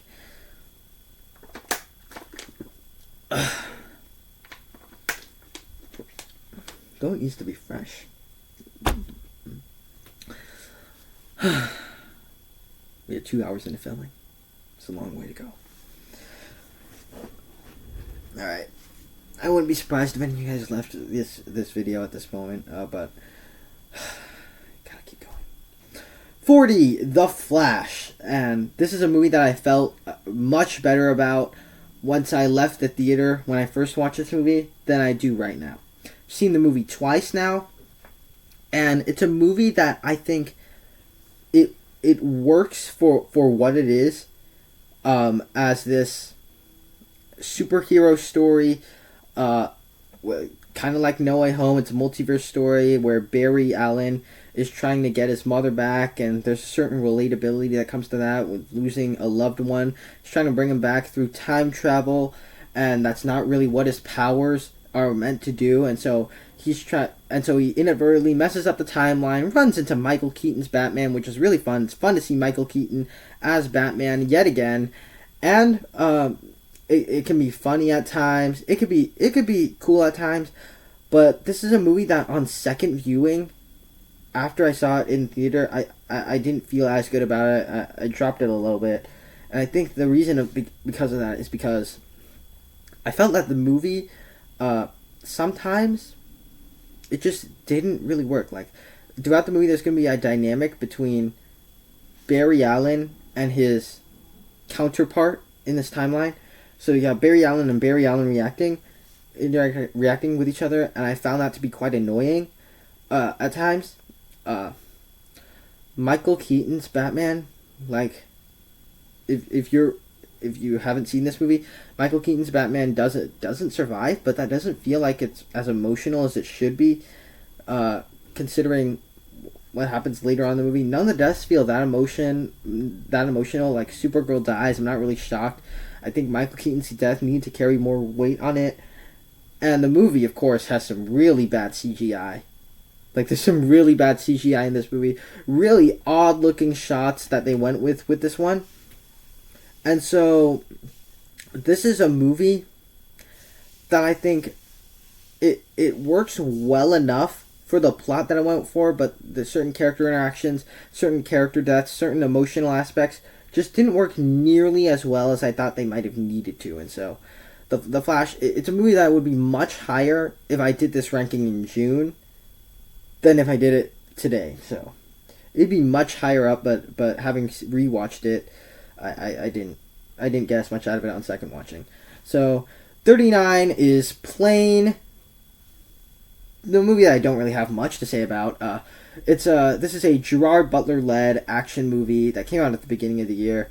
It's about him being a pilot and him crash landing on an island with terrorists. And so it's kind of like Die Hard on an island where there's hostages and he's trying to save them. And so it's kind of like Die Hard on an island. And it's good enough. Like, it's a good enough film, solid middle of the road B-movie action movie that I thought it worked well enough for what it was. And Plane was a movie that, well, we've seen this type of thing before. It's been played out much better. This does like a streamline, good enough version of that, where the action sequences are fine. It does build tension. It does have some nice violence there, and it does have some really tense sequences. And so, not trying to do anything new, not trying to knock it out of the park, just trying to be a solid action movie. And I think it does that. Alright. 38, The Equalizer 3. This is the last film in the Equalizer franchise. This is a set of action movies with Denzel Washington in the lead. And this is the one where it's set in Italy. And I thought that this movie was alright. I thought it was good. I've enjoyed it. But I would say, me personally, as a newer person to the Equalizer franchise, it is my least favorite of the Equalizer films. So I had never seen any of the Equalizer movies until this movie came out, like a week before this movie came out. I watched the first two for the first time. My dad had seen the Equalizer movies several times, and so he was quite a bit excited for this one, so he took us to go see this one. And the Equalizer 3, I would say it's a good enough Equalizer movie, but it is my least favorite of the trilogy. What really stands out about this movie is that it is set in Italy. That's what I remember about this movie. It's the one set in Italy, very distinct setting, and very distinct vibe that the town of Italy gave out in this movie. But our villain, the actual villains, the actual threats that Denzel Washington is trying to face, not very memorable. Like, not very memorable villains in this movie. And so Equalizer 3 is an alright enough addition to the Equalizer franchise, but I would say it's the weakest of the bunch. And even so, I feel like this movie had the least amount of action in the Equalizer movies, and it was the most slow-paced, as it spent its time with like terrorists, these terrorist dudes like burning people's houses and things like that, and he's trying to help the people cope and things like that. He's having conversations with people. The terrorists are doing their own kind of thing on the side until the last 30 minutes of it. And so I also felt like it was the most slow-paced of the Equalizer films. Still good. I still enjoyed this movie, but it was only okay to me on that note. So, what do we have next? 37, and I know a lot of you guys hate this one, Aquaman and the Lost Kingdom. So, we got the last film in the DCEU that came out just last week, still in theaters now, I believe. And I thought it was much like the first Aquaman, just a fun adventure. That's all I kind of wanted from Aquaman 2, and it did that. It was just this fun adventure. Like, it was not meant to be the closeout with the DCEU. But I just thought it was a fun adventure. I know a lot of you guys hated it, but I personally had fun with it. Jason Momoa is just as fun as ever in a role like this. James Wan, of course, is great with his action sequences. And I think this movie, it probably has a weaker plot than the first Aquaman. But I think this movie does have merits of its own. I could see where people are coming from. Like, I agree with you guys on the whole Black Manta thing, where they did this whole thing where he's under control of this dead old Atlantean who's trying to be resurrected. And I could see where the criticism comes with that. It is a bit silly, a bit outlandish, and it does make Black Manta a worse character, as he's so driven by vengeance, he's so hypnotized, power-hungry, that turns into kind of an over-the-top character. But I think what this movie gets a big bump up is that there's just a fun dynamic between Aquaman and Orm. And I thought the adventure in this one, I felt like it was probably more fun than the original. And the original one is probably in general the better film, but I felt like this one was more fun with the adventure that the characters were on, the journey, the character arcs, and everything like that.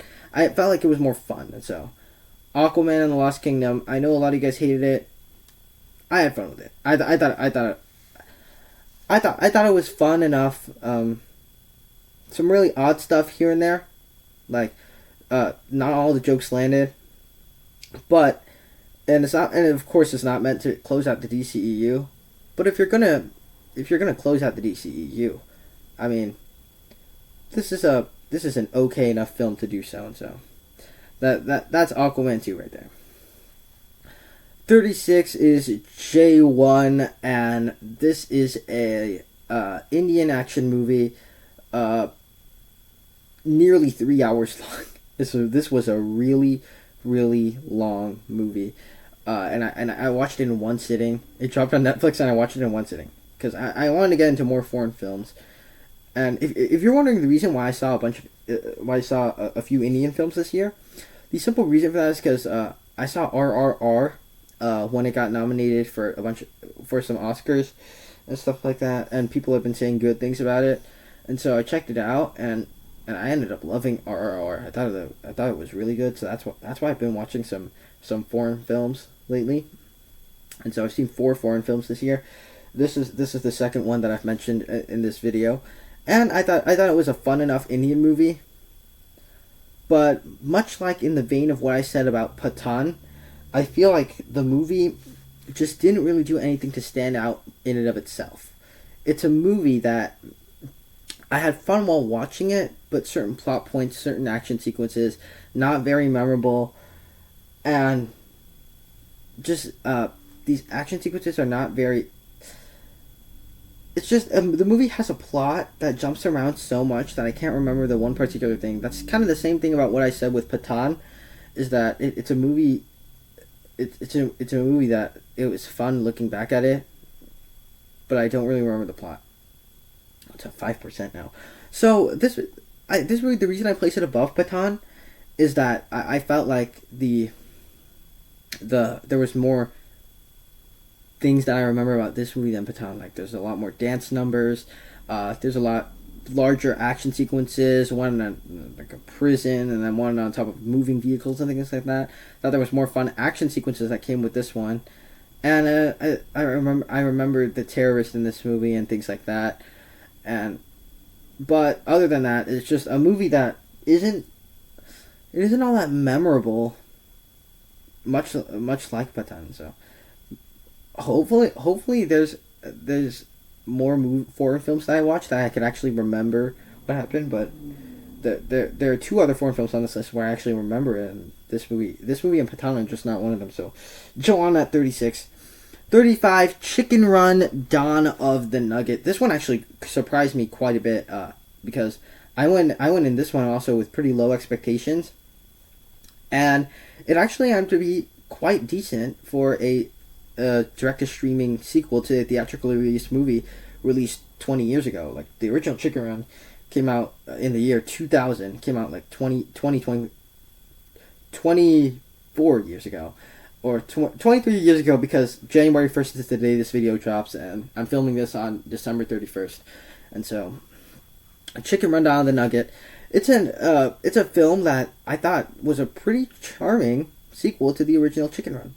As somebody that went in with really low expectations for this one, it actually ended up to be quite charming. Like, it's just not trying to be like the most fantastic, most ambitious animated movie. Just trying to be a fun, short time in the world of Chicken Run again. Nice little sequel. It is a sequel to the original, as returning characters from the original, and there's a bunch of fun hijinks, fun jokes, nice new characters, and it even has also more character arcs for certain characters, and it's like a much like the original Chicken Run, really dark movie for an animated movie, while also being really lighthearted fun. But that's kind of the charm of these movies as well. Like, it's not to the point where that's a criticism, because that's kind of the charm of this franchise, that they can be really dark and really funny at the same time. So Chicken Run, Dawn of the Nugget was just kind of like a fun movie to watch with your entire family. Like, if you enjoyed the original Chicken Run, you'll probably enjoy this one too. I wouldn't say this one's as good as the original, but I will say I did have fun with this one, especially for a direct to Netflix streaming movie. 34, Fast X. This is the latest film in the Fast and Furious franchise, and it's a movie that another one where I felt a lot better about it walking out of the theater than I do right now. Fast X is just another really fun Fast and Furious movie. These movies are known for their great action sequences, great car races, nice little stunts involving cars, and this movie is another one of those. But I felt like this one was better than F9, Fate of the Furious. I felt like it was better than those 2 movies. And the simple reason for that is because this movie, it had Jason Momoa as the villain, and I thought he was a big standout. He as this memorable, conniving threat to the family in the Fast and Furious, and I just I enjoyed seeing Jason Momoa in a Fast and Furious movie, which is just simply fun to see. Family dynamic is still there, still a globe-trotting adventure with ridiculous over-the-top action sequences with bombs in Rome and car chases and things like that. Cars crashing into each other, cars throwing bombs off of buildings with a working crane and everything like that. But also I struggle to remember the plot of this movie. If I'm being honest, like it's a movie that I think dropped a few spots on this list because I struggle to remember the actual plot points. If you'd ask me, can you summarize the entirety of Fast X to me? I probably wouldn't be able to do it. It's a movie I remember all the action sequences, all the stunts, all the characters, but none of the actual plot points and plot beats of the movie I actually remember. So, Fast X. That's what that was. Just a fun time at the movies, but not a particularly memorable film. 33, Polite Society. This is a British film, British Pakistani film that follows this family, and they're trying to get in the hierarchy, and it's also like an action movie, an action spy breakout movie of sorts. And so this movie has the entire plot is based around marital affairs and how they're trying to arrange certain people in their family to marry other people in the family in order to get in from middle class to high class society. And I thought it was just a fun movie. Not a movie I saw in the theater. I saw it when it dropped on Amazon Prime.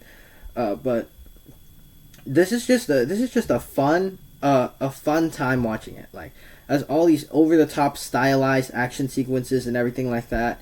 And I thought they were a lot of fun. I had fun with them. And the actors are giving it their all. It could be really funny at times. There were some really standout jokes in this one. All the action sequences are handled in this over-the-top fashion and our lead character is a little bit crazy, has a martial arts YouTube channel and stuff like that. It's a little bit of a going too over the top with things at some points and things like that. But that's also kind of the fun with the movie, is that it does that. So, one that I went in with absolutely no expectations. I'd seen the trailer one time, and it ended up to be just a really fun time, really funny, really stylized action movie. If you like martial arts movies, check out Polite Society. It's a fun one. 32 Champions. This is a Woody Harrelson comedy, basketball comedy, and sports comedy. I struggled a little bit right there to find the word to describe Champions. And so Champions is a sports comedy starring Woody Harrelson.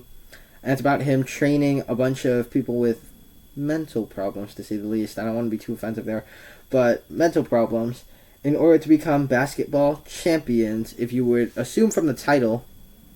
And this is just such a wholesome, good old-fashioned movie. That's how it tried to be, and that's how it is. We don't get a lot of those nowadays, where it's just the movies that make you feel good, and they're these wholesome adventures. That's what Champions was. It was just this nice little movie where Woody Harrelson, this harsh basketball coach, finds a soft spot for these people that he's grown to care about. Oh, my screen died. Let me continue talking. So he's actually learns to care about these people and becomes a softer, maybe even nicer person in this movie than he does in a bunch of the other movies than previously before. My brain is already being it's going crazy right now. I've been filming for over 2 hours. Okay, so Woody Harrelson, he just really learns how to care about the people that he's grown a fondness towards, and so that's what I thought really worked about this movie, was that he actually has a character arc and a humanity humanity to him, where he learns to care about these people that he's been training. And so I thought it was, and it's also really funny. It's directed by Bobby Farrelly. He directed one of my favorite comedies, Dumb and Dumber. Just really funny. It's really funny. Has really crass jokes, but it ends up being really funny. So I really enjoyed it. We'll close out our. I'm replacing it by my phone now. We'll close out our bottom 30. Not bottom 30. Well, number 31. The Little Mermaid. This was the latest Disney live action remake that we got, and it was a good enough, charming enough rendition of The Little Mermaid. The actress was really charming as Ariel. She captured the curiosity of Ariel really, really well, and all the characters I thought matched their personalities. Like Ursula being this evil person trying to manipulate Ariel. Like I thought that was just a little bit fun, and yeah, it's just a fun, solid enough musical for the entire family to watch. It does not need to be 2 hours and 20 minutes long. This video is literally filming for 2 hours and 20 minutes, so it didn't have to be that long. And so I found it a bit weird that it ended up being that long. And the movie's effects, especially underwater, don't really look good with the photorealistic fish and everything. There's just creepy effects and things. But I had fun with this movie, so that's all that matters. If you have fun with a movie, like, it just puts a big grin on your face, and it's fun to watch with the entire family. So, film for 2 hours and 20 minutes. Come on.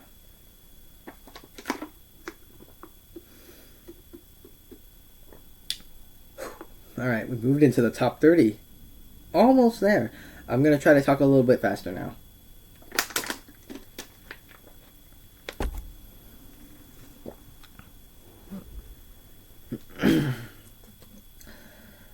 Time to move into our top 30.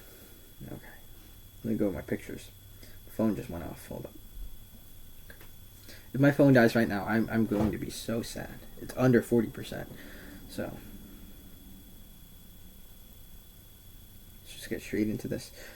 Number 30, the Super Mario Brothers movie. This is the other Illumination movie that came out this year, and I thought it was fun. I really enjoyed this movie.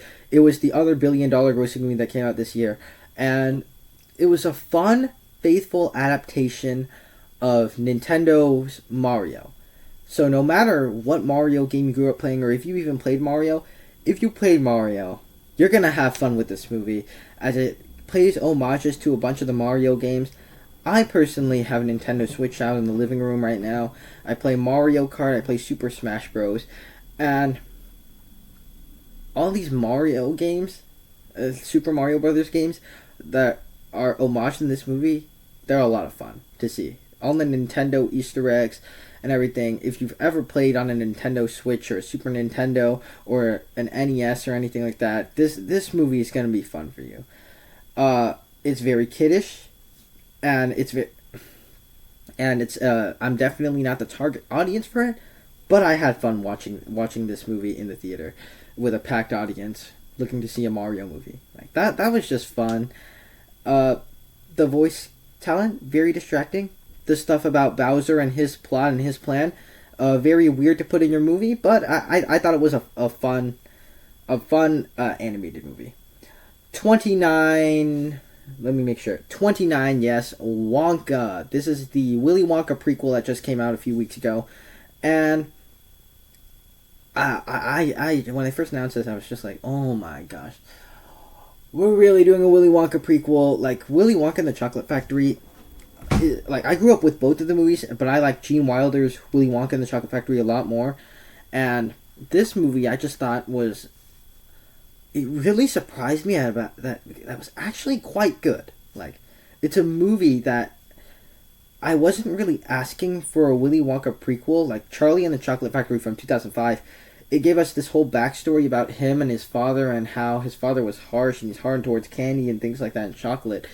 It gives us that, and I was never asking for that. But with this movie, it handles the way, like, Willy Wonka prequel, where it's not like it doesn't handle it in a way like, oh, I wasn't actually in this. What are you doing? Because Willy Wonka himself, played by Timothy Chalamet in this movie, is just so charming, so likable, so energetic that he's just a fun character to be around. And so, with Willy Wonka in this movie, he's really fun. It's infested with charming enough characters, not really memorable, but charming enough characters. It's very much a musical film. The songs aren't really all that memorable, but they're fun for the movie that they're in, and so just a fun, good old fashioned Willy Wonka movie. It pays so many homages to 1971. Not trying to knock it out of the park or anything, but it's just a fun Willy Wonka film, and so that's what I enjoyed about it. 28, Evil Dead Rise. Now, very strange list here where you have Wonka, a children's movie, right next to Evil Dead Rise. Evil Dead Rise was the latest film in the Evil Dead franchise, and it is a gnarly, wild ride. It kind of plays just like a bunch of these possession movies where a woman gets possessed and they're trying to get her back in her original state, and except this movie just goes absolutely bonkers with it. Like, it's a crazy 90 minutes that's super ultra violent, super gnarly, it just has all these images, these grisly images in here. Very bloody movie, and I think it's a lot of fun. Evil Dead Rise is just a fun movie where it provides all the gnarly stuff that you want, all the thrills, all the chills, all the horror elements that you want, and I think what the movie did really well was that it was effectively creepy. Like, the mom that's getting possessed is really creepy and you have this plot about an aunt trying to keep her nieces safe, which gives it a little bit of a different dynamic in the Evil Dead franchise. Also, unlike the other Evil Dead movies, this one is set in LA in an apartment building, which also gives it a big dynamic because the other ones are set in a cabin in the woods. This one has a different sense of isolation than the other ones, and so I just thought it had that different dynamic and having a different setting and things like that had just enough of a different dynamic that I think it worked well enough for me. And so the movie, we've seen this type of movie before. It's not perfect. I didn't really care about the characters, even though it was a more character driven story, but I thought that this was a good Evil Dead film. 27, Scream 6. I just rewatched Scream 6 last week for fun. And so Scream 6 is the latest film in the Scream franchise, and I thought it was a worthy addition into this franchise. Like, it's a movie where Ghostface is in New York. So they did this with Jason Voorhees back years and years and years ago, and it did not live up to the premise as he was just on a boat. And that absolutely did not live up to the premise. This one is Ghostface in New York, and it actually does live up to the premise. And the New York setting, I thought, really benefited the movie, made it stand out with all 6 of the Scream films. And I thought it really worked on that level because New York is a populated place where anybody could just stab you and nobody will notice. That's the context in which this movie is basically set in crowded areas instead of just at a house party or anything like that. It has Ghostface, of course, is killing people and things like that. Very grisly, gnarly kills. And this movie is just a nice, effective murder mystery. Where it's a film that... Okay, I'm just making sure my battery is still there. So it's a film that... It's another murder mystery, much like A Haunting in Venice and things like that. But I thought this movie was an above average one, other than A Haunting in Venice. And I did find the reveals a little bit too outlandish. Like, did all of the family members really choose to dress up as Ghostface? Like, really? Is that where you went with this? Is that really what this was? But I thought Scream 6 was a good slasher, and so. And I was really entertained. For whether it was first viewing in the theater or second viewing at home, I was entertained by this movie. 26. This is a really fun one. Renfield. This is another horror type movie. Except this movie is a comedy. It's Nicholas Hoult in the lead as Renfield, and he's the servant of Dracula, played by Nicolas Cage. So Nicolas Cage plays Dracula in this movie, and he does this over-top Nicolas Cage performance as only a side character, and yet he manages to be the standout of this movie. And so you get all these big ultra-violent scenarios where Renfield's like pulling people's arms off and whipping them around like nunchucks and things like that. You get Renfield at the beginning of the movie literally punching a dude's head off onto the window of a car. Very, very much an ultra-violent movie, and I had an absolute blast with it. It manages to be funny. It has the charisma of actors like, of course, Nicolas Cage, Nicholas Hoult, Awkwafina. They just bring a bunch of charm to this movie, and it's just a solid B movie. Like, just a really solid B movie, and I really enjoyed it. It's a lot of fun. It's not going to be for everybody, but it was very much my type of thing. A hard comedy that has violence, it has comedy, it has action sequences, and it was just a fun 90 minutes at the movies. And so it was a fun 90 minutes at the movie theater, and I saw this movie in the theater, and then I watched it like 3 more times at home. So it's a very rewatchable movie. One of the more rewatchable movies of the year to me. Okay. 25, and this one really surprised me. Dungeons and Dragons: Honor Among Thieves. This is an adventure film from Chris Pine and Michelle Rodriguez and Justice Smith, and a bunch of Hugh Grant's in it. And so a bunch of actors that I know are in this movie, and it's a movie where I thought the trailers looked horrible when they first came out, and I wasn't really sure what they were doing with the Dungeons and Dragons thing. I have never played a game of Dungeons and Dragons, but the trailers just didn't look good at all. And then I saw the movie when it came out, and it just was a really fun adventure. It's just did a really good job at capturing the charm of all the actors in this film, and it also has like this emotional heart to it, like where the characters actually go on a journey and go on a character arc. So it actually has a heart to it as well at the same time. So it has a bunch of fun hijinks that comes with it, with characters shape-shifting, nice action sequences, and Chris Pine, of course, being just this charismatic actor that's just plopped into a movie like this, and he just brings a bunch of charisma to his role in this movie. He just commits to it. And so I just thought that this was a really fun movie, and I think it was done really, really well. Like I enjoyed this movie a lot more than I was expecting to.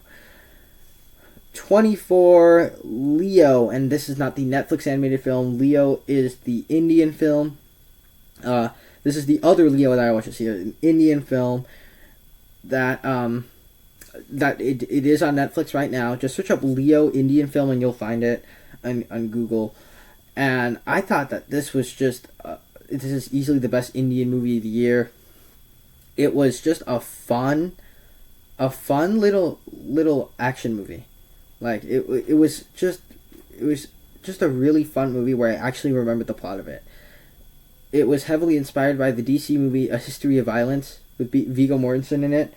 I've never seen that movie yet. I plan on watching it, but I haven't seen that movie. And it's heavily inspired by that movie. And I feel like this movie could be a Hollywood film if you just took out like the dance number and things. Then I feel like Hollywood could have made this movie. And so this is very much my type of thing. Very, very, very much my type of thing. And the story about a man who has a set of skills that he keeps secret, and his family, he's been hiding it from his family. His family finds out who he really is, and a bunch of terrorists catch up to him and try to get him to join back with their terrorist clan. And so it was just a really fun, movie. Like that's all it was. That's all it was aiming to be, and it was actually memorable. Like one of the most memorable sequences in this movie to me is when the terrorists try to break into his house, and then he sets up a bunch of Home Alone style traps that ends up brutally killing all of them. There's just some great action sequences, And this movie, of the Indian movies that I've seen this year, was just the standout one. So, easily the best Indian movie I saw this year. 23, Elemental. This is another movie this year that I saw in 3D, much like Meg 2. I talked about that way down on the list. So, Elemental was a movie that I know a lot of you guys thought it was just like an okay mid-tier Pixar movie. I thought that this was just a great return to form for Pixar. Like, especially after Soul, Luca, Lightyear, Turning Red. Movies that I thought were okay, but they just didn't have that Pixar spark and emotion to it. I felt like this movie restored the Pixar spark and emotion to it, and I just really enjoyed what they did with this movie. So, with Elemental, you get basically a rom-com between two opposites, and then it plays into the generic rom-com template that I've criticized movies for, but I felt like this movie actually had the Pixar emotion to it. It had that emotional element because our real lead character is Ember, and her relationship with her father and stuff like that I really enjoyed what they did with her there, and so I thought that this was just a movie that it restored that Pixar emotion by having actual characters have relationships with other characters and actually grow on character journeys throughout the course of the film. And so I really dug Elemental for what it was, and so I thought Elemental is one of the return to form for Pixar. One of the reasons I'm really excited for Inside Out 2, because I thought Elemental ended up so well. And so, I really enjoyed it. I felt that cough coming while I was talking.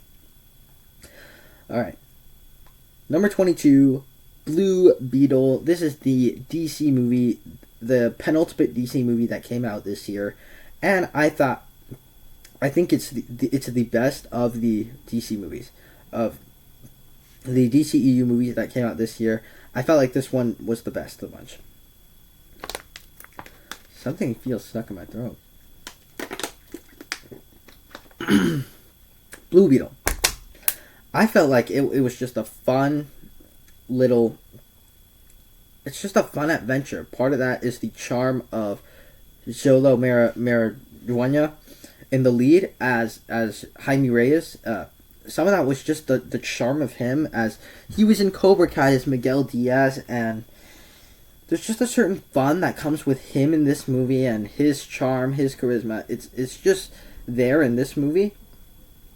While he actually goes on some sort of a character journey, and since it's so family centric, it's hard for this movie not to put a big grin on your face, as it could have some really gut wrenching moments when like his father dies, but it could also be just this really cool superhero movie with nice action sequences, and I thought it was a nice origin story for a character that we'll never see again in the DCEU. And so, a movie that I went in not really knowing what to expect. The trailers didn't really win me over. I wasn't really excited going into this movie, and it ended up to be really good to me. I thought it was really good.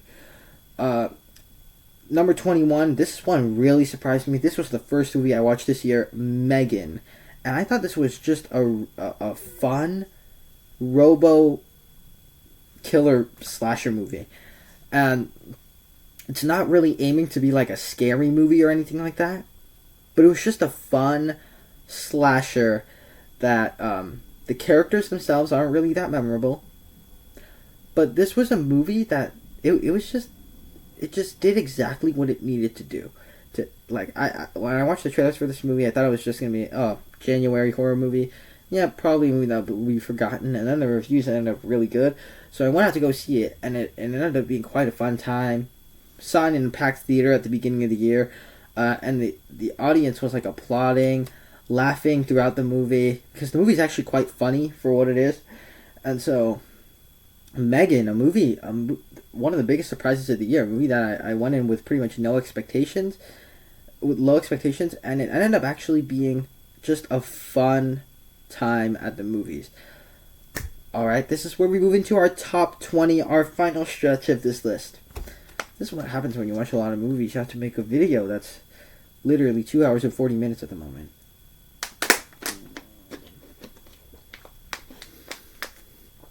Alright. and I want to do this in one take. So 20, Extraction 2. This is a Netflix action movie, and lower on this list, I talked about a bunch of Netflix action movies where I found most of them generic, leaning into the cliches, and didn't have enough cool action. This movie is just delivered maybe the coolest action I've seen in a movie in a while. Like, this is a very cool action movie that, like, I cannot believe they filmed these action sequences for a streaming movie. Like, they would have played much better in the theater than they did on streaming. But wow, this movie just had some awesome, phenomenal action sequences where a big standout one is they do a 20 minute oneer, like a one take action sequence where it's one take and it literally lasts 20 minutes. You could just feel the scope, the size of it. The story itself, not too memorable, but the action was really, really cool with this movie, and so I had a blast watching Extraction 2. Chris Hemsworth is a great action hero, and it just has some really standout action sequence. That was this movie's job, and that's what it did really well. 19, Thanksgiving. This is another slasher murder mystery, and I thought it was just a really fun, gnarly movie. It's just a fun, schlocky B movie that's a slasher on Thanksgiving. I actually saw this movie on Thanksgiving Day, and it was just a really fun movie, where it actually is a movie that keeps you guessing. Like it's not a movie where it's like, oh, I know exactly who the killer is. Although my dad, right next to me, watching this with me, he's just like, okay, it's that guy. That guy's the killer. And so I thought that it was just a really fun slasher movie that ended up being really entertaining, and I could find myself watching this every November, every Thanksgiving. The really grisly, gnarly kills in this movie. There's some really standout kills in it, and an actual memorable killer. Like, I remember John Carver. Like, of all the villains in the year, like, one of them I remember in November was John Carver, because he certainly leaves a mark. Like, this movie leaves a mark on you, and it's a really gnarly film to see in the theater. Like, even from the very opening, it has this really intense Black Friday riot sequence where it's really gnarly. People are getting killed. People are getting shouting all over the place. Really intense sequence right there. And so this is a movie that's very effective at what it's doing, while also just being a nice little murder mystery and a nice little Thanksgiving movie that's not for the entire family. And so 18, Teenage Mutant Ninja Turtles Mutant Mayhem. This is our Ninja Turtles movie this year, and I would safely say that this is the best Ninja Turtles movie that we have ever gotten. As this movie, as a Ninja Turtle movie, it's just really, really fun and entertaining, and the animation style is great. Like, the combination of two-dimensional drawings and 3D animation, computer-generated imagery, just work really well and mesh together really well. And I thought this was just a really good way to bring the Ninja Turtles into the 21st century. For it to be a modern Ninja Turtles movie, and it's just very, very good, very enjoyable, and I thought I had a lot of fun watching Teenage Mutant Ninja Turtles Mutant Mayhem. So, I will say some of the jokes didn't land for me. The villain, pretty forgettable to me, but all I could think about when I was watching this movie, it's just a really memorable.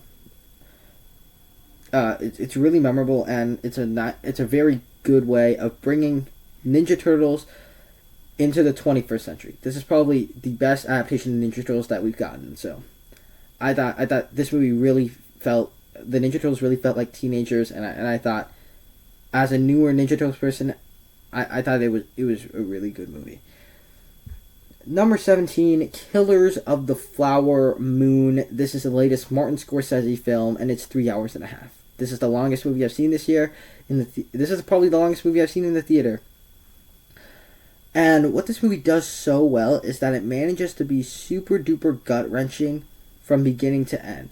Every single character is either a victim or a villain. There's not really a good character, because all of this movie is you watching villains make bad decisions throughout the entire thing, and it's just brutal, it's sickening, and it's gross, and you're just waiting and waiting for the next horrible thing to happen, and it's just very slow paced, and and pretty deliberately also. You got some fantastic performances from Robert De Niro and especially Leonardo DiCaprio, who are horrible people in this movie, but their performances just really, really worked in this movie for me. And so this is a movie that I get that a lot of you might have this one in your top 10, top 15, and you're shocked that I don't. And that's simply because this movie's just not my thing. It's not for me. It wasn't designed to be for me. It was designed to be for older audiences. And I will never just rewatch it like, hey, let's just put on Killers of the Flower Moon. No, I'm not going to do that.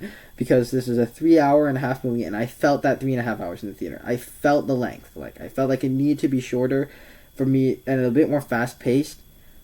But I still enjoyed this movie quite a bit. And the next 16 movies on this list are movies that I think are fantastic. Let's just put it that way. Let's just say the next 16 movies are really good to me.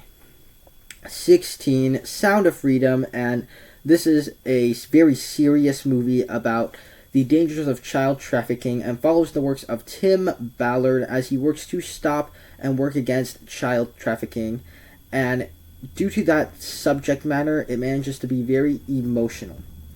It's very grounded in reality. It doesn't try to fantasize the child trafficking like the movie Taken does with Liam Neeson. It's a very bleak film. It has a very dark tone and it's very depressing. But it manages to also have that sense of hope. It doesn't just go into complete hopelessness in the movie. It doesn't go complete bleak. Because there's always that sense of hope. And I think this is just a fantastic way to do just a really dark story like this. And so I just really enjoyed what they did with this one. Jim Caviezel was great in the lead. And just a really powerful, emotional film that effectively did exactly what it was going for. And so, it's a movie that, it's not very rewatchable, but it's a movie that I think everybody should watch at least once. It's very powerful, very emotional, and it's just a great movie to me. 15, this is one of the most surprising movies of the year to me, Missing. So, I had never heard of Missing until the week before it came out, and I was a month late to watching it. I hadn't seen this movie until February, and so I saw it in the theater on the whim, because there was just nothing out on the week I saw it, so we were all like, oh, well, what can we see? Missing. There's a new thriller, Missing, let's go and see it. And I had no idea how I was going to be able to tolerate a movie that's told entirely through computer screens, and this movie just managed to do that.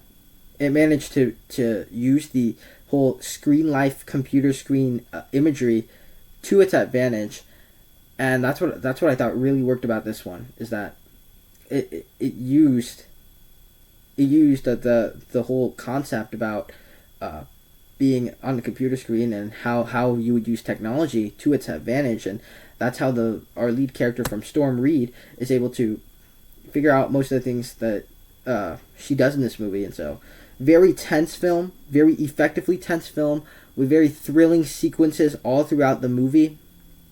It's not a very slow-paced film. It just moves at a nice pace, and it doesn't overstay its welcome. It's just a really solid thriller. Like if you're looking for a smaller thriller to watch this year, definitely go check out Missing. It's on Netflix right now. 14, The Hunger Games, The Ballad of Songbirds and Snakes. I'm very new to the Hunger Games franchise. I had not seen any of the Hunger Games films until last month when this new one came out. Never read any of the books of the Hunger Games. Never watched any of the movies until last month. Very new to this franchise. And now I've seen all the movies. And I just really enjoyed the lore that these movies have gone into. I've enjoyed all the movies, and arguably, I would say the best of the bunch is The Ballad of Songbirds and Snakes. This is an example of how you do a prequel properly, in which this prequel to The Hunger Games is really it's a character exploration on Snow It's a prequel on how Snow became such a tyrannical president of Panem, but it doesn't humanize him. It doesn't like, oh, he's just this misunderstood guy. No, it doesn't really treat him as a good guy. It treats him as a bad person who descends into even more madness by the time you get to the end of it.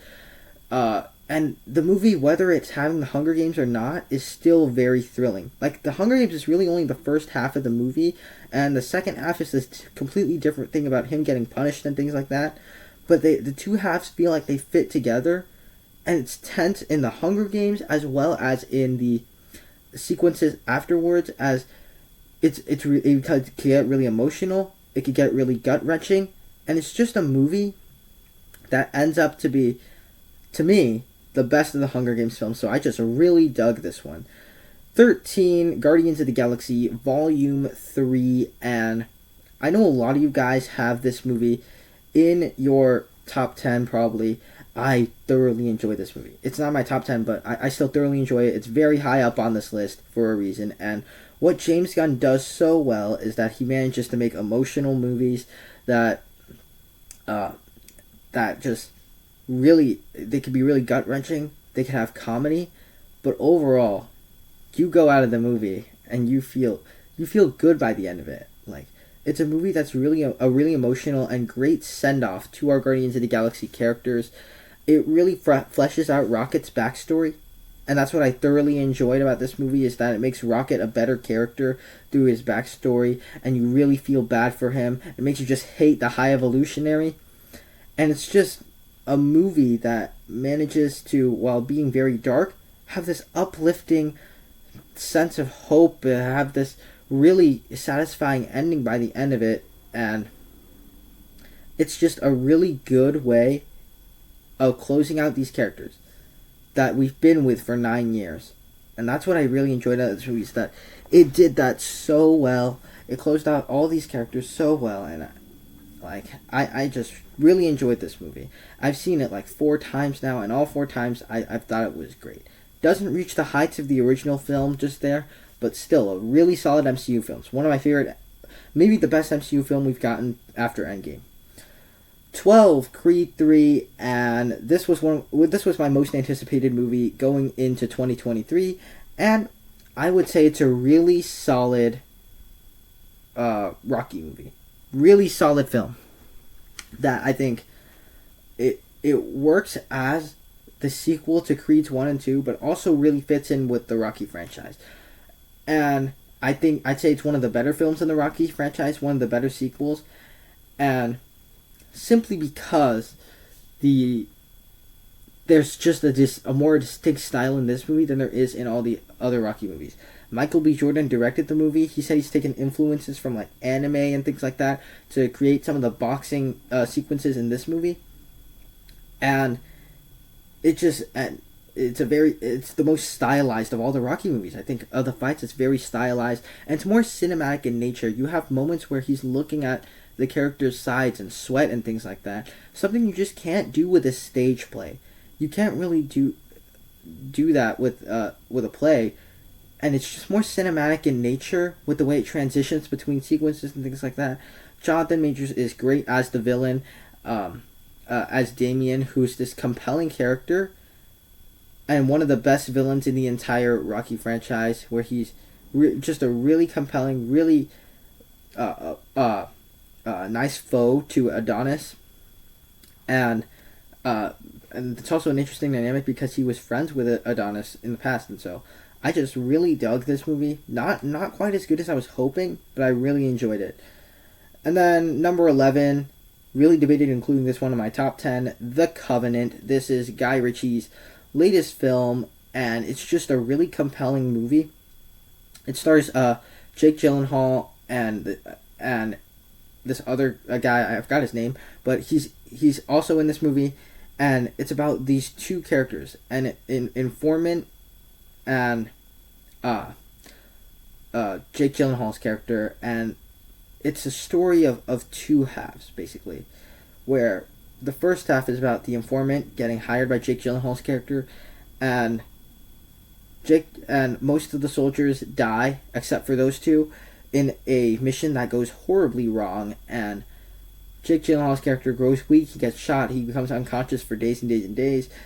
And the informant rescues him, takes him back home, and brings him back alive and safe while he is trapped in a very bad situation. And Jake Gyllenhaal, he feels obligated to rescue this character, and that's just really compelling, seeing how much these two would go to save the other one's lives.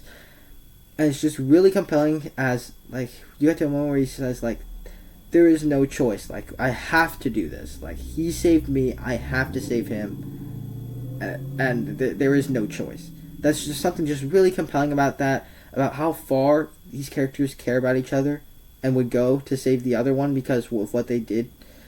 And so I just really dug what they did with The Covenant, and I think Guy Ritchie, he should do more films like this where they're more serious and they're more grounded, because I really dug them. So we move into our top 10. Alright. If you've seen my top 10 movies of 2023 video, you know exactly where this is headed, and you know these picks. Number 10, Totally Killer. This is a slasher.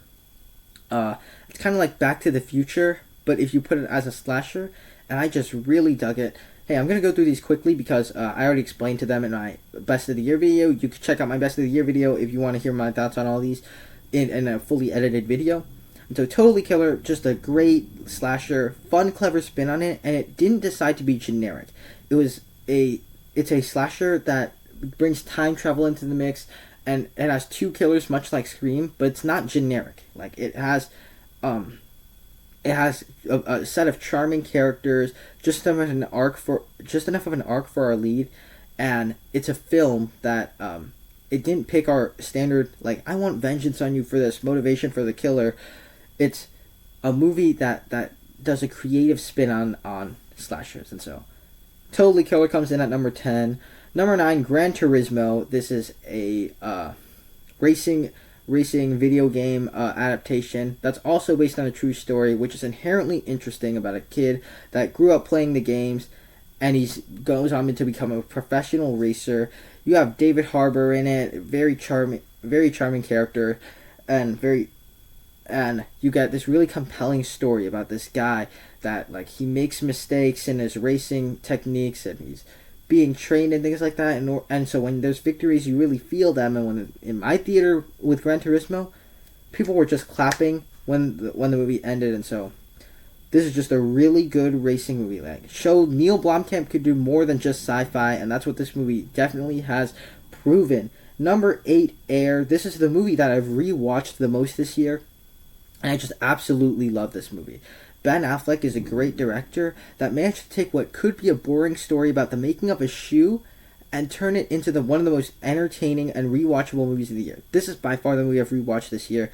Rewatched it 5 times, and I've loved it every single time. It's just a great, compelling story that plays as an underdog sports movie. It could be uplifting, and while it's a movie just about businessmen talking, it could be tense, and it actually has a climax and a resolution. And there's moments of setup and payoff in the movie. And so I just thoroughly enjoyed Air. And Ben Affleck is a top-tier director. Spider-Man Across the Spider-Verse comes in at number 7. And I know a bunch of you guys have this one at number 1. But I still really enjoy this movie. I think it's great. I can't put it at number 1 like most of you guys, because it has like that cliffhanger ending that I wish it ended in a more satisfying way. Because in a world where we're getting a bunch of movies that have part 1s, we're not really getting them as satisfying endings, and this movie doesn't really have a satisfying ending. But I still thoroughly enjoy this movie for what it was, as it explores the loneliness of what is being Spider-Man, the toll that takes on the characters in this movie, and it comes up with a bunch of more creative and clever ways, like the Spider Society. It comes up with those, and it just elevates this movie, as well as it adds great new additions, Spider-Man 2099, and since it's exploring how lonely Spider-Man is, it's just a more bleaker story. And also, what another thing you gotta talk about with this movie is the animation style, which is just very good, very clever way of animating things. A movie that I've never seen animation like this before, where much like Mutant Mayhem earlier on this list, combining 2D drawings with 3D animation, combining those two, but also having this creative visual flair for every single universe the characters go through.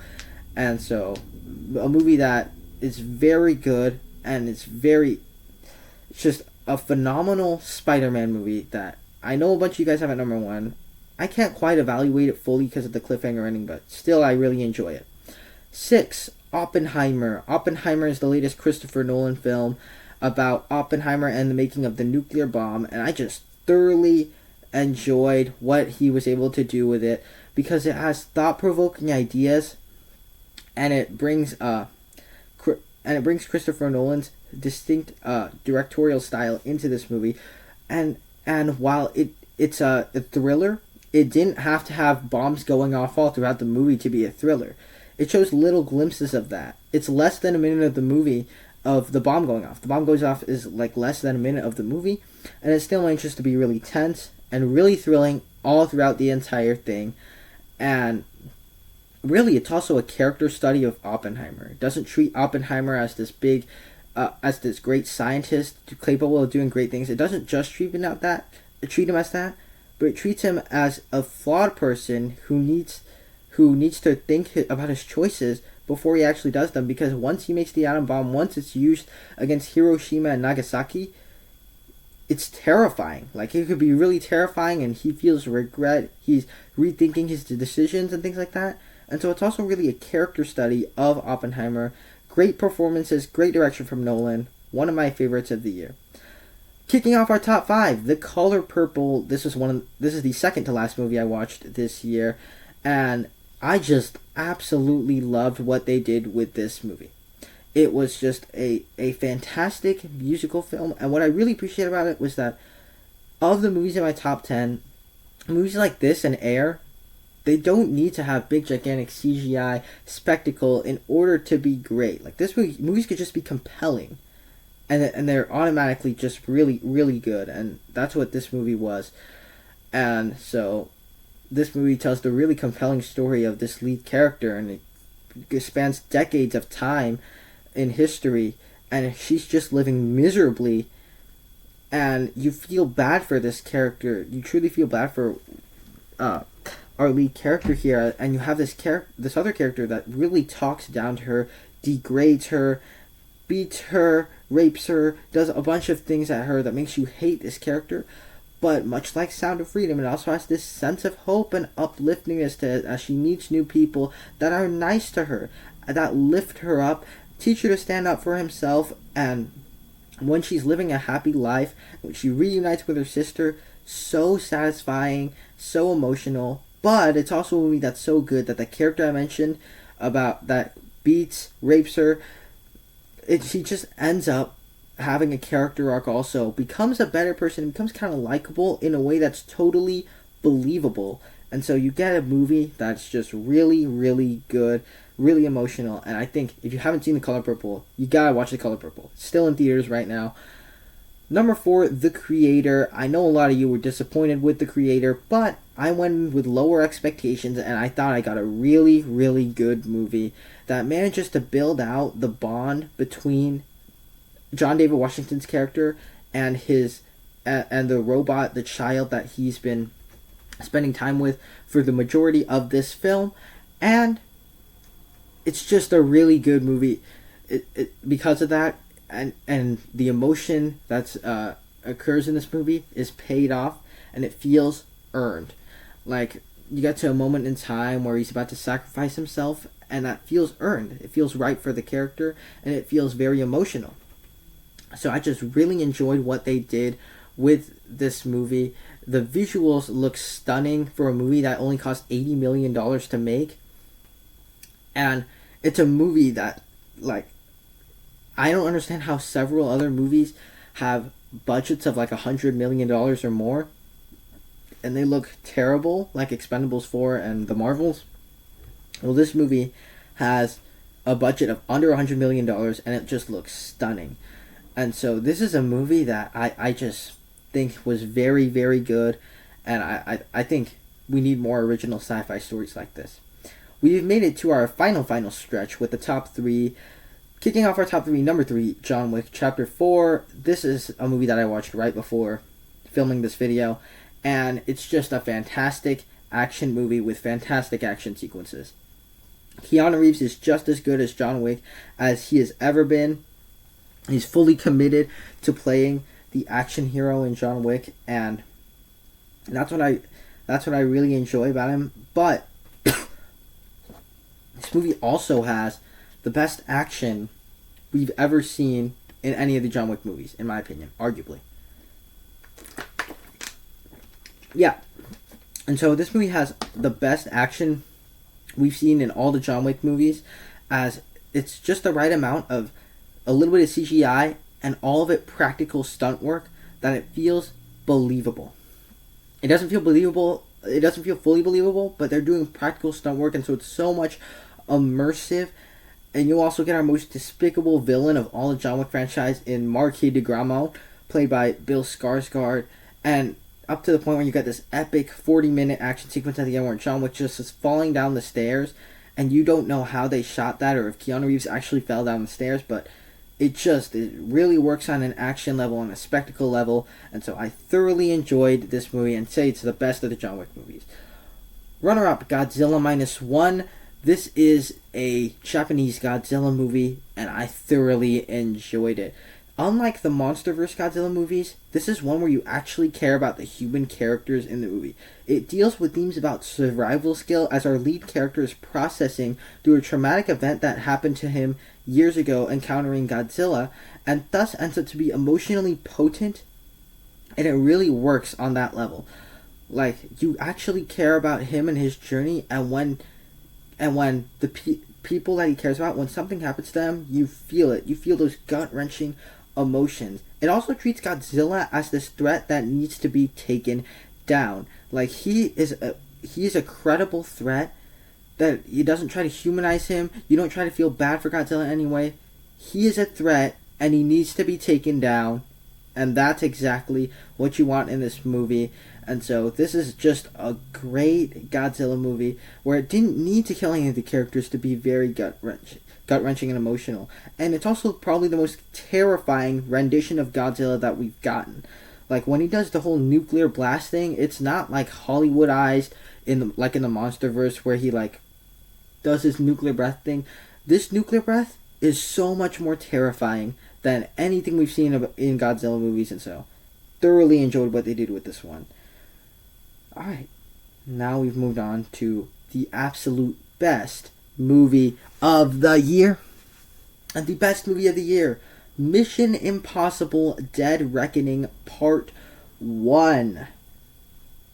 I love the Mission Impossible movies, and I love Tom Cruise in action movies, and this movie was everything I wanted that a movie this year could be.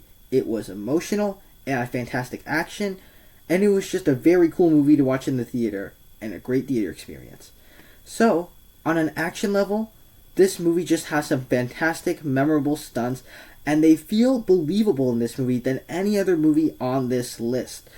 It's just like Tom Cruise doing crazy stunts in real life as he's riding a motorcycle off of a cliff onto a moving train.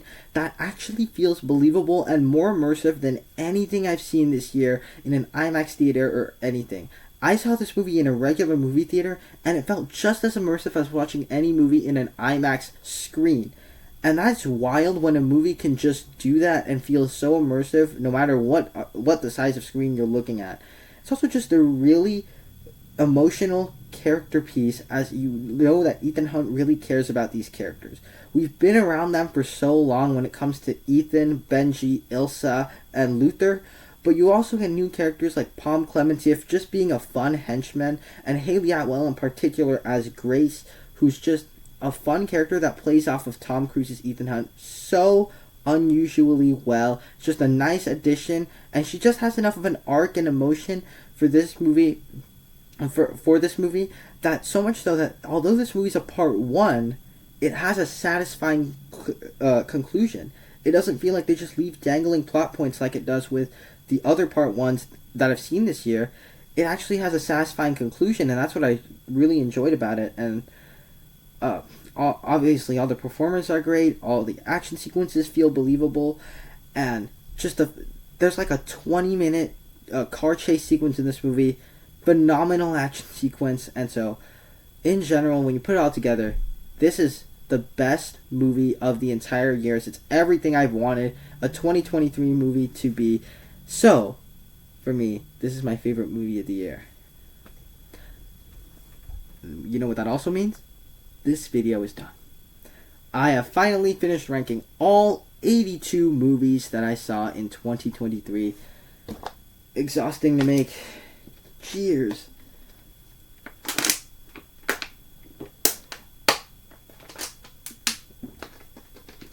Exhausting. Whew.